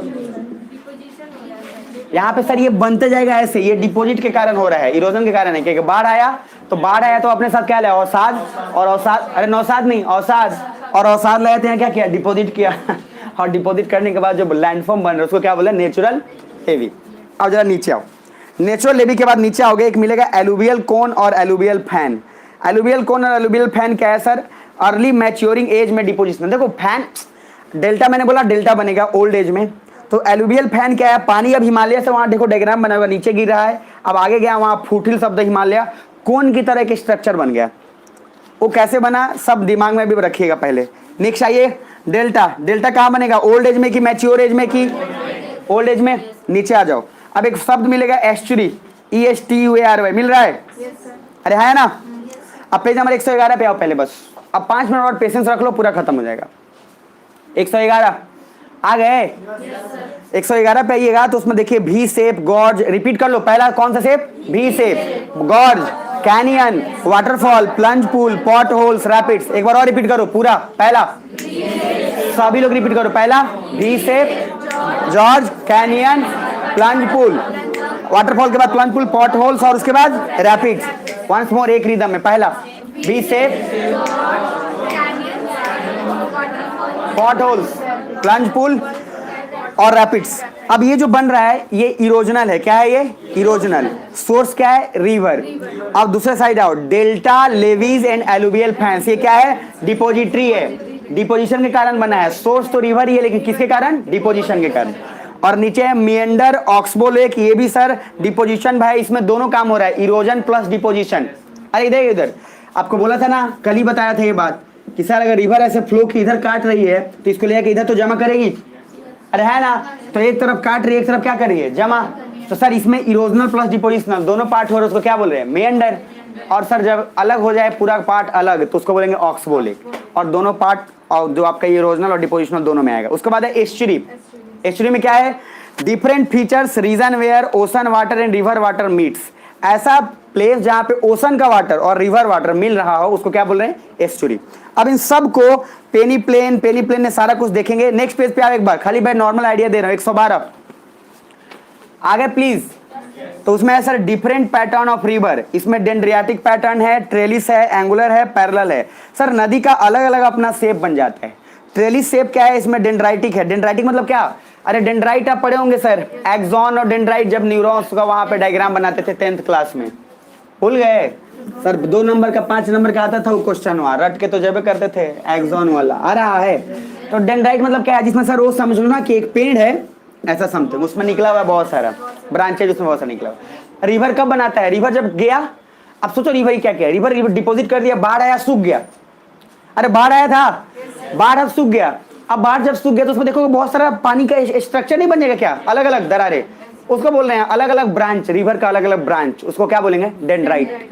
नीचे आओ, this is an irregular tree branch shaped, tree shape pattern. ये वही बनती है जहां टोपोग्राफी सेम हो, सिर्फ हार्ड रॉक या कोई एक ही रॉक का टाइप होना चाहिए। Example dendritic, Indus, Godavari, Mahanadi, Kaveri, Krishna. ये पेनिसुलर इंडिया में मिलता है। कौन से इंडिया में, पेनिसुलर। पेनिसुलर इंडिया मतलब क्या, इंडिया का नीचे वाला, साउथ इंडिया भाग। सर ये उधर नीचे मिलता है, ये दिमाग में रखिएगा। और ये क्वेश्चन क्या बोला है, कौन सा पैटर्न होगा, डेंड्राइटिक पैटर्न। बुझा रहा है, डेंड्राइटिक पैटर्न वही मिलेगा जहां रॉक हार्ड हो। और किसी को इंडियन ज्योग्राफी में जब पढ़ाया था तो मैं आपको बोला था, जिन लोगों को पढ़ाया था, कि नीचे का रॉक सबसे हार्ड है सर। आपको बताया था, जिनको बताया था कि इंडिया का नीचे का जो रॉक है वो सबसे हार्ड है, उसी के ऊपर तब इतना ज्यादा बना है। बुझा रहा है? और जिनको नहीं पढ़ाया वो परेशान, क्या बोल रहे हो, हाँ प्री कैम्ब्रियन है। तो सर जितना जो ज्यादा पुराना हो रहा है उसे भी बोला प्लूटोनिक रॉक। अरे प्लूटोनिक क्या बात, सबसे हार्ड और सबसे नीचे होगा, और जब हार्ड होगा सर उसी के ऊपर तो बेस जब जितना स्ट्रांग उसी के ऊपर बनेगा। तो इंडिया जब मैप देखोगे अगर नीचे का रॉक हार्ड नहीं हो तो उसके ऊपर इतना भार कैसे बर्दाश्त करे, एक कॉमन सेंस से सोचना है। बुझा रहा है? पक्का? बस थोड़ा सा और है, उसके बाद ट्रेलिस पे आ जाओ। किस पे आ जाओ? ट्रेलिस में है सर, इसमें राइट एंगल ट्रायंगल, मतलब सॉरी राइट एंगल 90 डिग्री बनाता है फ्लो के हिसाब से। अभी इतना दिमाग में रखना, मतलब जो ट्रिब्यूटरी होगा इसका, सहायक नदी होगा, वो सर 90 डिग्री बनाएगा उस मेन फ्लो रिवर के साथ। अभी बस इतना याद रखना। नीचे आओ। उसके बाद एंगुलर, सर कोई भी एंगल बना सकता है, वो एक्यूट एंगल, ऑब्ट्यूस एंगल, मतलब एक हो गया सर नॉर्मल, एक हो गया राइट एंगल, एक हो गया क्या ऑब्ट्यूस एक्यूट। अब ऑब्ट्यूस एक्यूट तो जानते होंगे आप लोग, 90 डिग्री से कम जो हो तो क्या बोलते हैं अक्यूट, और 90 डिग्री से ज्यादा क्या ऑब्ट्यूस। अब सर नहीं जानते हो तो क्या करें, हम क्या करें, मतलब क्या करें, हिंदी में क्या बोलते हैं अक्यूट एंगल को? न्यून कोण। अरे न्यून कोण बोलते हैं ना, मध्यम कोण, न्यून कोण और समतल कोण नहीं भाई समकोण बोलते हैं, जिसका सारा कोण क्या हो बराबर। ठीक है, अब सही है। कबड्डी बड़ी खेलते थे आप लोग, तो उसमें कुछ उसमें एक आता था 4 छूट चद्दर छूट, कैसे पता नहीं क्या बोलते ऐसे, हाँ कुछ बोलते हैं ना, क्या बोलते थे, क्या बोलते थे? अरे हाय कुछ तो बताओ ना, मतलब चारों कोण बराबर 4 छूट चद्दर छूट चारों कोण बराबर छू, पता नहीं क्या क्या, मतलब एक होता है सीसी में मार भसा बस वो कबड्डी में चलता था, कुछ भी चलता था। अब सर एक अल्टू भाई पलटू भी बोलता है अरे नहीं होता था पहले गेम होता था जो कूदने वाला, एक वो सर वो झुका हुआ है उस पर कूदना है। अच्छा एक उसके बाद वो लोग खेलता था उंगली ऐसे हाथ डाल के कूदना, ये लड़कियों का थोड़ा गेम ज्यादा था, बाद में लड़के लोग भी शुरू कर दिए थे। फिर एक बाद उसका हाई जंप तो वही है ना। फिर उसके बाद आया वो एक और खेल आया बुढ़िया कबड्डी, ठीक है, एक कबड्डी था वह बुढ़िया कबड्डी तो अब सर वो सारा कुछ विलुप्त हो गया। एक आदमी को बैठा दीजिए तो उसमें उसको भाग के इस कोठा में आना होता था, तो सर वो सब विलुप्त हो गया। पहले बहुत खेला करते थे, अब सर का बोलना है। उसके बाद कबड्डी खेलो, गुल्ली डंडा भी, गुल्ली डंडे में आज तो नहीं चला है सर। गुल्ली डंडा में तो आपको, गुल्ली डंडा में तो कहानी भी पढ़ाया था प्रेमचंद वाला, मैं पदाता रहा और उसका हालत खराब कर दिया अब सर नीचे आइए। बेसिकली सारा गेम लगभग विलुप्त हो गया है, मतलब अभी तो सर्कस भी अब, जो पहले मौत का कुआं इतना मिल जाता था वो भी नहीं मिल पा रहा है, वो भी बहुत टफ हो गया है काम। खैर नीचे आइए। अब सर सारा कुछ मोबाइल पे देख लेते हैं तो कौन जाएगा देखने इसीलिए कोई नहीं देख पा रहा है। पैरेलल आ जाओ तो एंगुलर है, मतलब सर देखो सहायक नदी में अगर कोई नदी, देखो ना इधर सर, आपसे हर कोई तो सीधे स्तर से तो बात करेगा नहीं, कुछ लोग टेढ़ियां भी तो होंगे, तो मतलब कहने का एक नदी चल रही है, उस नदी से कोई नदी ऐसे भी मिल सकती है, अरे है ना, कुछ नदी ऐसे भी मिल सकती है, जरूरी थोड़ी है कि सर आरा तिरछा ही सब मिलेगा। कुछ नदी हो सकता है इसके समानांतर ही जा रही हो, मतलब सहायक नदी हो लेकिन समानांतर ही जा रहा है, अरे है ना। जब 90 डिग्री बनाया तो उसको क्या बोलेंगे? ट्रेलिस। जब कोई और एंगल बनाए एंगुलर, और नीचे है सर पैरेलल, जब सहायक नदी समानांतर जा रही है तो उसको क्या बोलेंगे?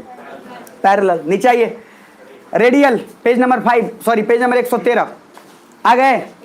रेडियल, अब रेडियल मतलब क्या होता है? रेडियस के अकॉर्डिंग, मतलब सर रेडियस जानते हो ना, मतलब जो केंद्र से सर अब निकल रहा है, कुछ ऐसा नदी जो सेंटर से बाहर ऐसे निकल रहा है, मतलब मेन नदी है और मेन नदी से बाहर निकल रहा है, बुझा रहा है? मतलब सर मेन नदी है, उस नदी से बाहर की तरफ निकल रहा है, उसमें जुड़ नहीं रहा है, बाहर की तरफ निकल रहा है। नीचे आओ। एक है सेंट्रीपिटल, अरे सेंट्रीपिटल क्या? केंद्र की तरफ, पढ़ाया तो था उस दिन साइंस में, अरे है ना। तो सेंट्रीपिटल में नदी केंद्र की तरफ जा रहा है, और रेडियल में क्या है? बाहर निकल रहा, आउटवर्ड, जिसको क्या बोलेंगे? सेंट्रीफ्यूगल भी बोल सकते। जो केंद्र से बाहर निकले उसको क्या बोलेंगे? सेंट्रीफ्यूगल, और जो केंद्र के तरफ जिसको क्या बोलेंगे? सेंट्रीपिटल। अरे बुझा रहे नहीं बुझा रहे? अब सर पेज नंबर आओ 114 आ गए। अब सोर्स क्या है सर? सी वेव। नदी का सोर्स खत्म, बुझा रहा है? तो नदी के सोर्स से जो कुछ बनेगा वो खत्म। अब कौन सा सोर्स है? समुंदर। समुंदर से ज्यादा मेरी आंखों में आंसू, बुझा रहा है? तो सी वेव्स है सर। दूसरा कौन सा है? सी वेव्स। अरे बोल लो, 8:30 के बाद क्या हो जाता है? 8:30 के बाद ऐसे लगता है भाई 8 बजे से पहले तक सर आज 4 घंटा पढ़ाइए। क्यों पप्पू? आज जैसे 9 बजे के करीब आया था, कितना? अभी तो 8:30 भी नहीं हुआ है, अभी तो 8 बज रहा है। आ जाओ नीचे आओ सर जल्दी। वेब कट प्लेटफॉर्म प्लीज देख लो। अब सर हम कौन सा सोर्स ले रहे हैं? सी वेव। कौन सा सोर्स? सर देखो बड़ा मेहनत करते हैं अपन, एक पेज नंबर 115 पे आ जाओ जल्दी से, आपको कुछ दिखाने वाला हूं। आ गए? अब सर समुद्र ने बीच में रास्ते को काटा है, तो काटा है तो उसमें देखो कुछ वर्ड, एक है सी आर्क, दिख रहा है सी आर्क सभी को? वहां पे मैंने कुछ लिखा होगा, देखो वहां रणबीर कपूर खड़ा होकर डांस करेगा। सर मूवी में वहां देखो लिखा हुआ है। अरे नहीं लिखा हुआ है क्या? चलो अच्छा, एक तरफ देखो चिमनी रॉक दिखेगा, क्या दिखेगा? मतलब इधर देखो चट्टान था, इधर देखना समुद्र के बीच में कुछ चट्टान होता है ना सर, जिसमें मूवी शूटिंग भी होता है, मतलब पूरा समुद्र है और समुद्र के बीच में सर चट्टान है अलग अलग टाइप का। इस चट्टान में क्या हुआ? ये आपको इरोजन के कारण हुआ होगा कि डिपोजिशन के कारण? ये वाला ध्यान से। और ये जो कट हुआ है बीच में, तो ये रास्ता जो ऐसे बना है इसको सर इरोजन के कारण कटते कटते बना होगा। ये सोर्स क्या है? सी है। पानी बार बार जा रहा है, इस पर आ रहा है, फिर इस पे प्रेशर डाल रहा है, आ रहा है। जैसे सर इधर समुद्र के किनारे पानी जाएगा, फिर क्या है वापस आएगा, तो सर जितना सारा है तो कुछ रेत लेके जाएगा, कुछ रेत लेके आएगा। अरे समुद्र के किनारे ही बालू क्यों मिल जाता है? तो कुछ लेके जाकर डिपॉजिट कर रहा है, फिर ऊपर जाएगा तो हल्का लेके आएगा, लेकिन ज्यादा फिर फेंक के आएगा। अरे बुझा रहा है? अब सर जो ये वाला पार्ट, इसको बोलते हैं क्या? क्या बोलेंगे? अरे बोल लो। सी आर्क। क्या है? सी आर्क। मतलब समुद्र में आर्क बना। आर्क क्या होता है? वही तो सर ये आर्क बन रहा है और इस पर रणबीर कपूर डांस कर रहे हैं। अब सर उसके बाद नीचे आओ, वहां पे कुछ नाम दिखेगा, वेव कट दिख रहा है, उसके बाद हेडलैंड, नोच, केव, सी आर्क, स्टेक और चिमनी, इसको बोलते हैं इरोजनल लैंडफॉर्म। लेकिन सोर्स क्या है? समुद्र की रिवर, समुद्र। नीचे आओ, एक और दिखेगा वहां पे जो लाइन बहुत इंपॉर्टेंट है, हेडलैंड दिख रहा है। देखो इधर मतलब कुछ जगह ऐसा भी तो होगा, ये मेन लैंड हुआ, अच्छा थोड़ा सा रास्ता होके फिर मेन लैंड हुआ, बीच में ये रास्ता मतलब कनेक्ट कर रहा है। जैसे आप कुछ ऐसे महसूस करो, बीच में सर एक जमीन का भाग है, आइलैंड टाइप का समझ लो, और आइलैंड तक जाने के लिए, अच्छा अभी बेस्ट एग्जांपल मुझे ध्यान में आ रहा है, गांधी सेतु पे जाओ, तो गांधी सेतु के नीचे पानी में अंदर जाओगे तो पहले पानी ही पानी था, अब देखो सर रेत हो गया है, मतलब वहां लोग आपको मिल जाएंगे अभी। तो क्या हो रहा है? पहले वो लैंड हो गया मेन लैंड, और आप जहां से जा रहे हो वो भी मेन लैंड हो गया, और मान लो बीच में पानी है, लेकिन सर रास्ता कुछ ऐसा बन गया है कि आप जा सकते हो आराम से, उतना ही दूर लेकिन जा सकते हो। बुझा रहा है? तो जब दो मेन लैंड को बीच में जो कनेक्ट करे उसी को बोलते हैं सैंड स्पीट। क्या बोलते हैं? मतलब सर ये मेन लैंड हुआ, एक देख लो एक बार ध्यान से, ये मेन लैंड हुआ और इसके बीच में पानी तो है ही, लेकिन पतला सा रास्ता जा रहा है जो उसको कनेक्ट कर रहा है, उसको क्या बोलेंगे? Sand spit. क्या बोलेंगे? बहुत बढ़िया, ये सारा पिक्चर अभी देखेंगे। अब सर यहां तक मेरा काम हो गया है। अब उसके बाद सर पेज नंबर आना 117 पे, पहले जल्दी से आ जाओ। आ गए? आ गए तो वहां पे दिखेगा सर एक क्वेश्चन पूछा हुआ था, which one is related to river and सी।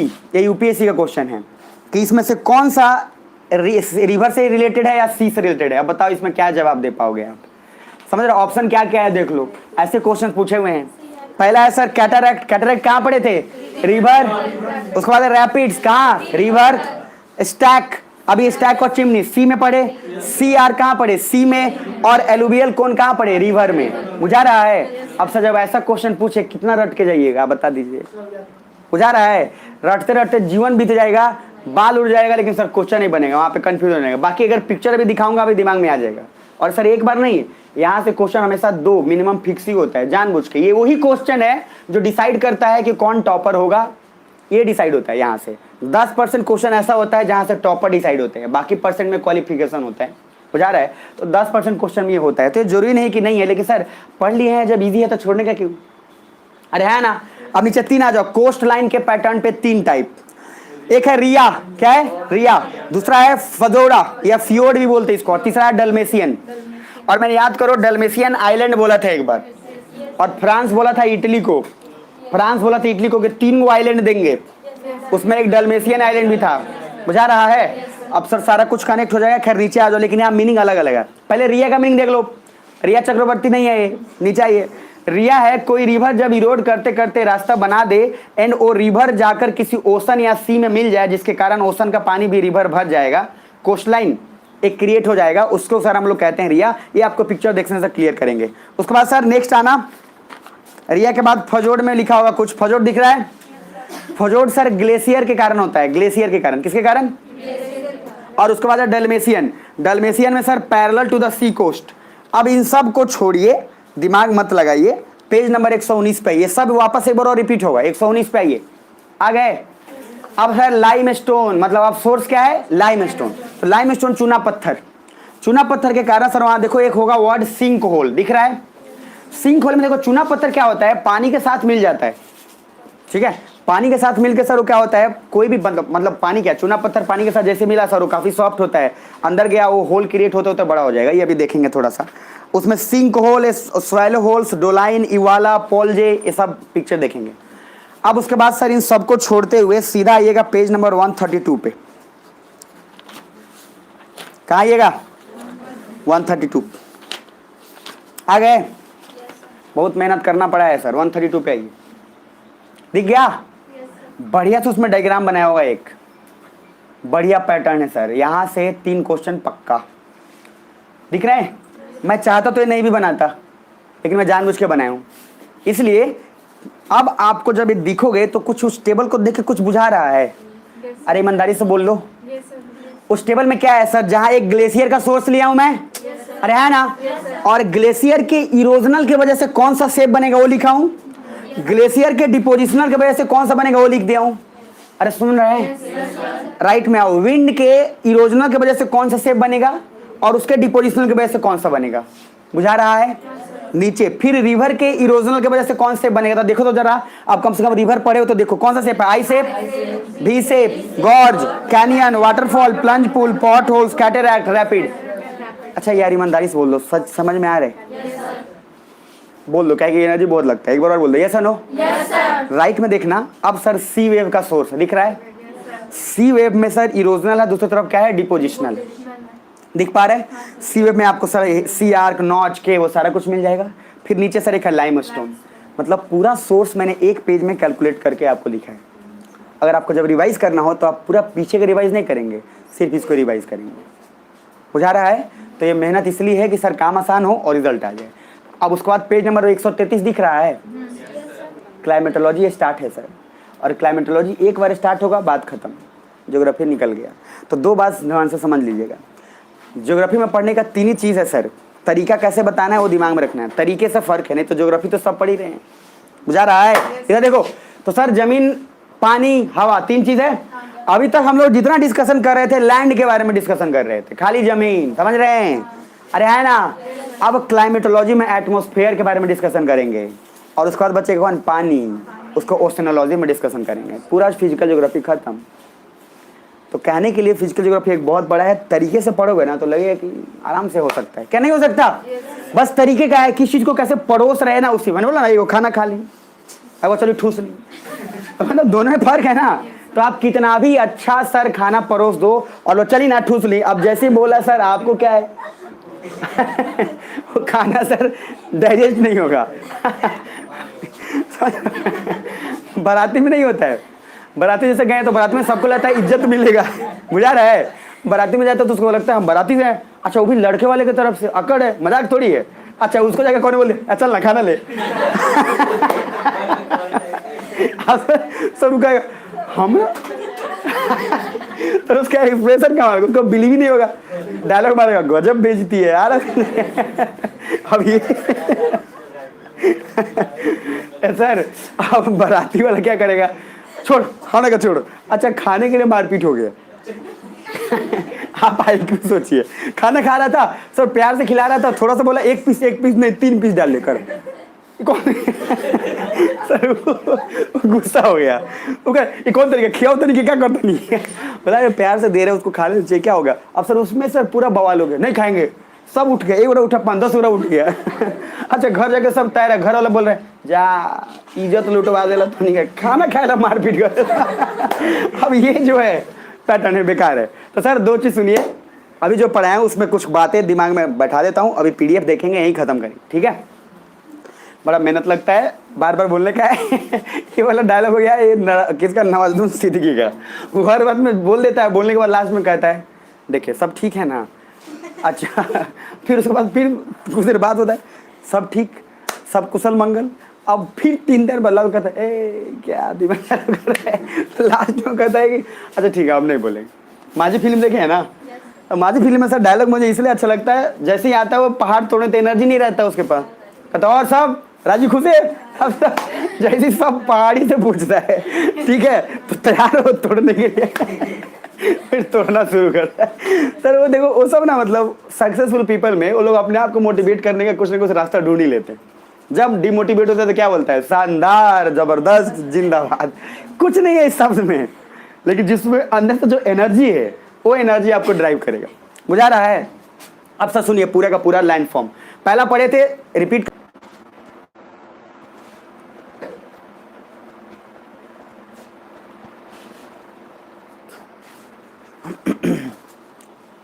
अब एक बार रिपीट कर देते हैं, ठीक है? ठीक है साहब, चलो। तो ओवरऑल शुरुआत जहां से किए थे, तो सबसे पहले शुरुआत हम लोग किए थे आज कहां से? बस बोले थे कि सर आज 2-3 चीज तो पढ़ेंगे। रिवर का 3 स्टेज था, कौन कौन बोल लो? Mature, old. इन तीनों का कारण अलग अलग फॉर्मेशन बनेगा, स्पीड काम होगा। फैक्टर आ जाएगा इरोजनल, डिपोजिशनल, फिर अलग अलग सोर्स, रिवर, सी वेव, लाइमस्टोन, विंड, ग्लेशियर्स। यहाँ तक ठीक है।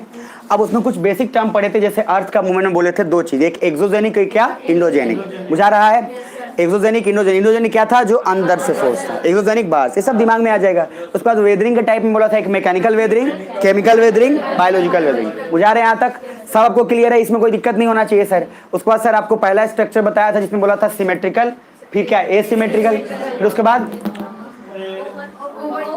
ओवरटर्न्ड, उसके बाद फिर उसके बाद रिकम्बेंट, रिकम्बेंट का ओवरथ्रस्ट। बुझा रहा है? एक नॉर्मल। तो ये सब कुछ दिमाग में तो आ गया होगा, अब कोई दिक्कत नहीं है। अब आप आराम से सर पेज जो पीडीएफ भेजा था अब खोलिए और आप पिक्चर देखेंगे।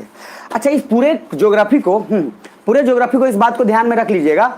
सबसे पहले कमाल का तरीका है एक, आप ऐसे ज्योग्राफी को दिमाग में रखिए कि सर सबसे इजीली तरीके से क्या है समझने का ज्योग्राफी। पूरा ज्योग्राफी अभी तक जो हम लोग पढ़े, क्या पढ़े?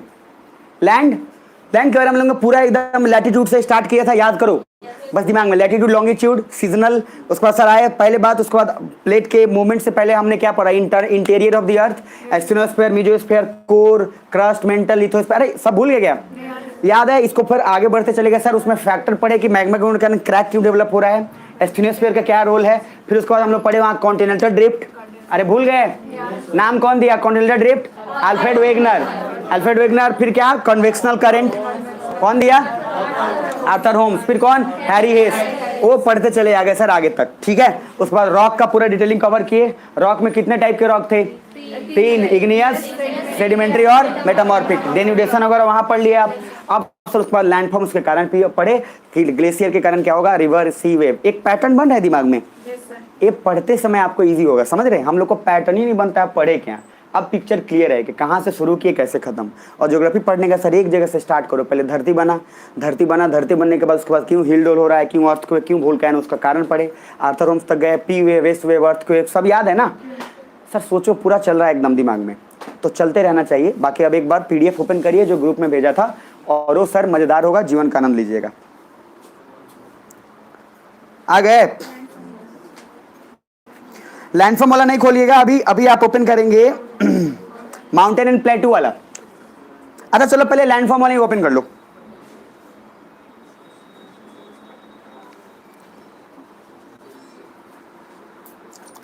नहीं रुक जाओ, माउंटेन वाला ओपन करो। हो गया? डाउनलोड करके रख लियो ना? अब ओपन कर लिए सब? तो जिस पेज पे हैं आप ये वाला पेज पे ओपन कर लीजिएगा, ये वाला, यही है ना? अब बहुत बढ़िया, एक बार खाली देखिए तो, नजर दौड़ाइए तो खाली। Fold mountain, simple fold mountain, complex fold mountain दिख रहा है?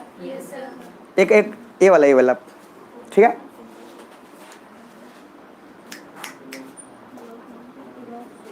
कौन दिखाओ? डाउनलोड भी नहीं किया, हटाओ नीचे। अरे एक ही गया है क्या? एक और कहाँ गया? एक ही है।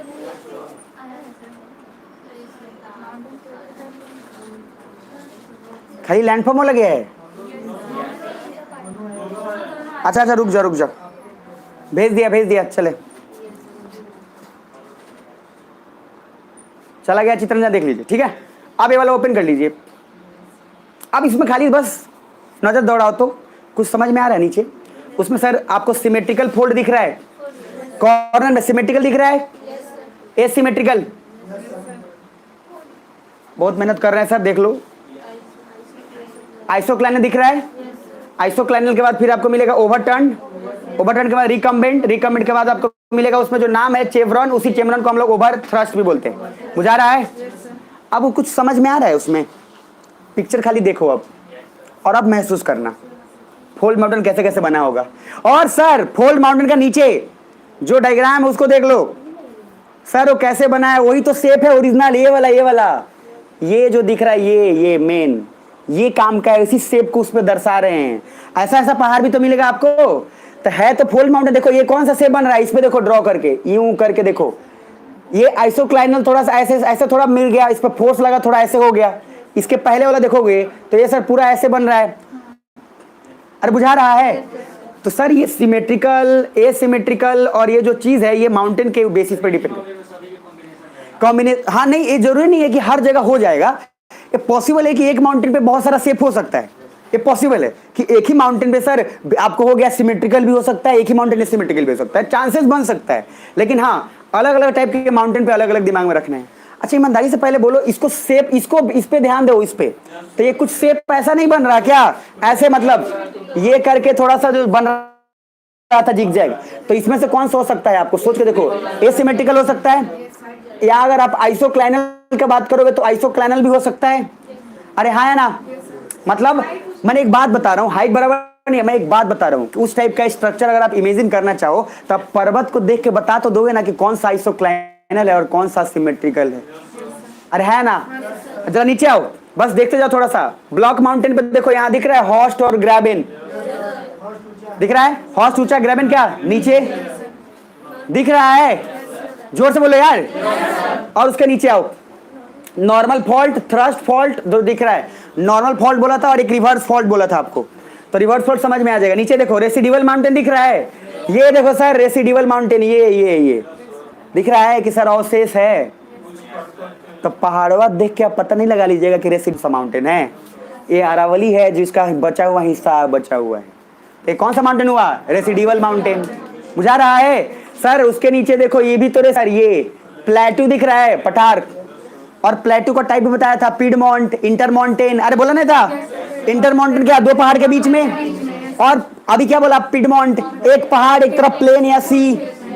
अरे है ना। अब जरा देखो ये इंटरमाउंटेन प्लेटू का डायग्राम, यहाँ देखो ये इंटरमाउंटेन प्लेटू, ये रहा पिडमोंट प्लेटू, एक साइड पहाड़ दूसरे साइड मूवमेंट दिख रहा है। ये वाला डायग्राम अर्थ मूवमेंट पक्का दिख रहा है। अब अर्थ मूवमेंट में सब डायग्राम जो बताया हूं सब दिख रहा है, उसमें अलग अलग फॉर्म है। वेदरिंग के नीचे आओ, केमिकल वेदरिंग दिख रहा है? ये देखो केमिकल वेदरिंग का एग्जांपल, हथौड़ा नहीं देखना, केमिकल वेदरिंग उसमें रॉक में लग गया है, दिख रहा है? आ जाओ कार्बोनेशन, सर ये ही है एक्सफोलिएशन, देखो कितना बढ़िया सा लेयर निकल रहा है, दिख रहा है? ये वाला डायग्राम लेयर बाय लेयर निकल रहा है, टूटा जुड़ा। इधर देख लो, प्रवास देख लो ध्यान से, ये वाला डायग्राम, ये नीचे ये दिख रहा है? एक्सफोलिएशन क्या बोला था? लेयर बाय लेयर टूटेगा। अब महसूस करके देखो हो रहा है नहीं हो रहा है? अरे सच्ची बोल दो, महसूस हो रहा है नहीं हो रहा है? सर आराम से हो रहा है, टूट टूट के देखो अलग हो रहा है, नीचे का लेयर आता जा रहा है। लास्ट में वेदरिंग का टाइप है, दिख रहा है? वो आपका काम है देखने का, नीचे तक डिपोजिशन वो बता दिया हूँ, वो दिख जाएगा आपको। अब पेज नंबर दूसरे वाले पे, दूसरा पीडीएफ, ये वाला पीडीएफ खोलिए, लैंडफॉर्म ये वाला खोलिए, जोर से बोल लो। अब सर देखो मजा आएगा। ये देखो आई शेप दिख रहा है, भी शेप दिख रहा है।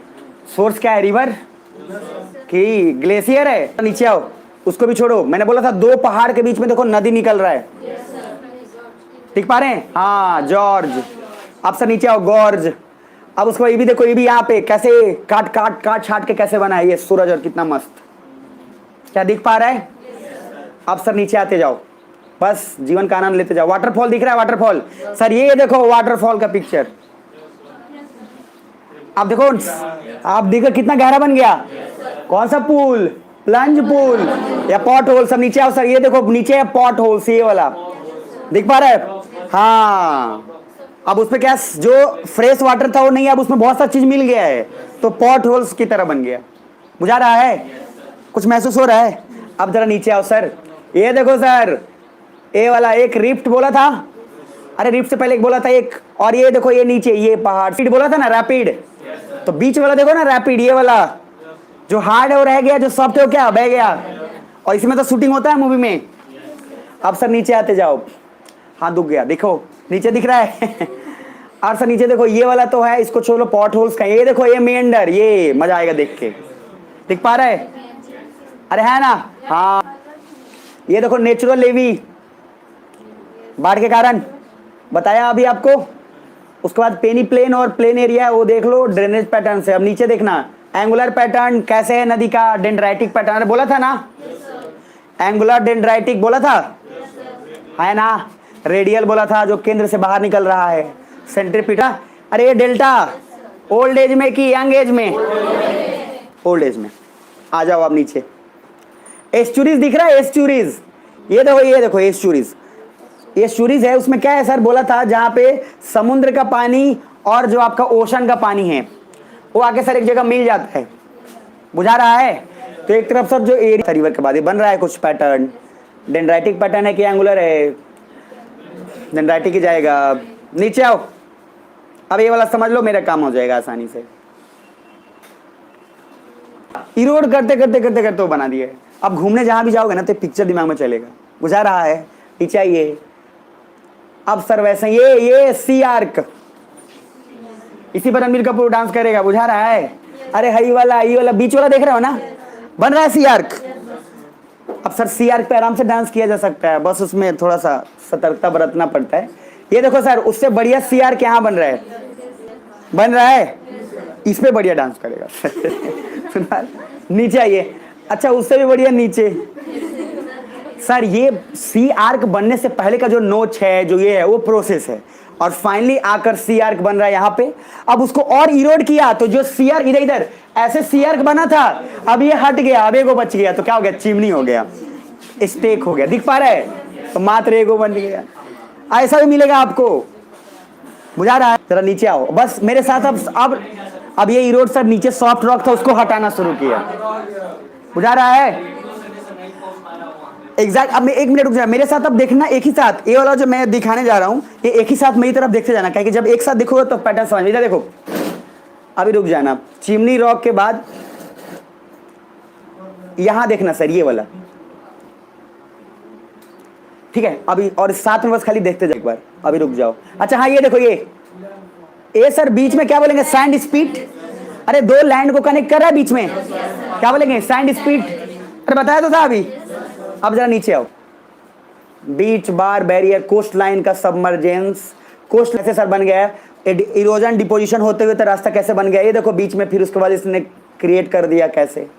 ये जो देखो ये सर रास्ता भी है, इसने इरोड करते हुए, डिपोजिटिंग करते हुए, मतलब इसमें इरोजन प्लस डिपोजिशन दोनों हो रहा है।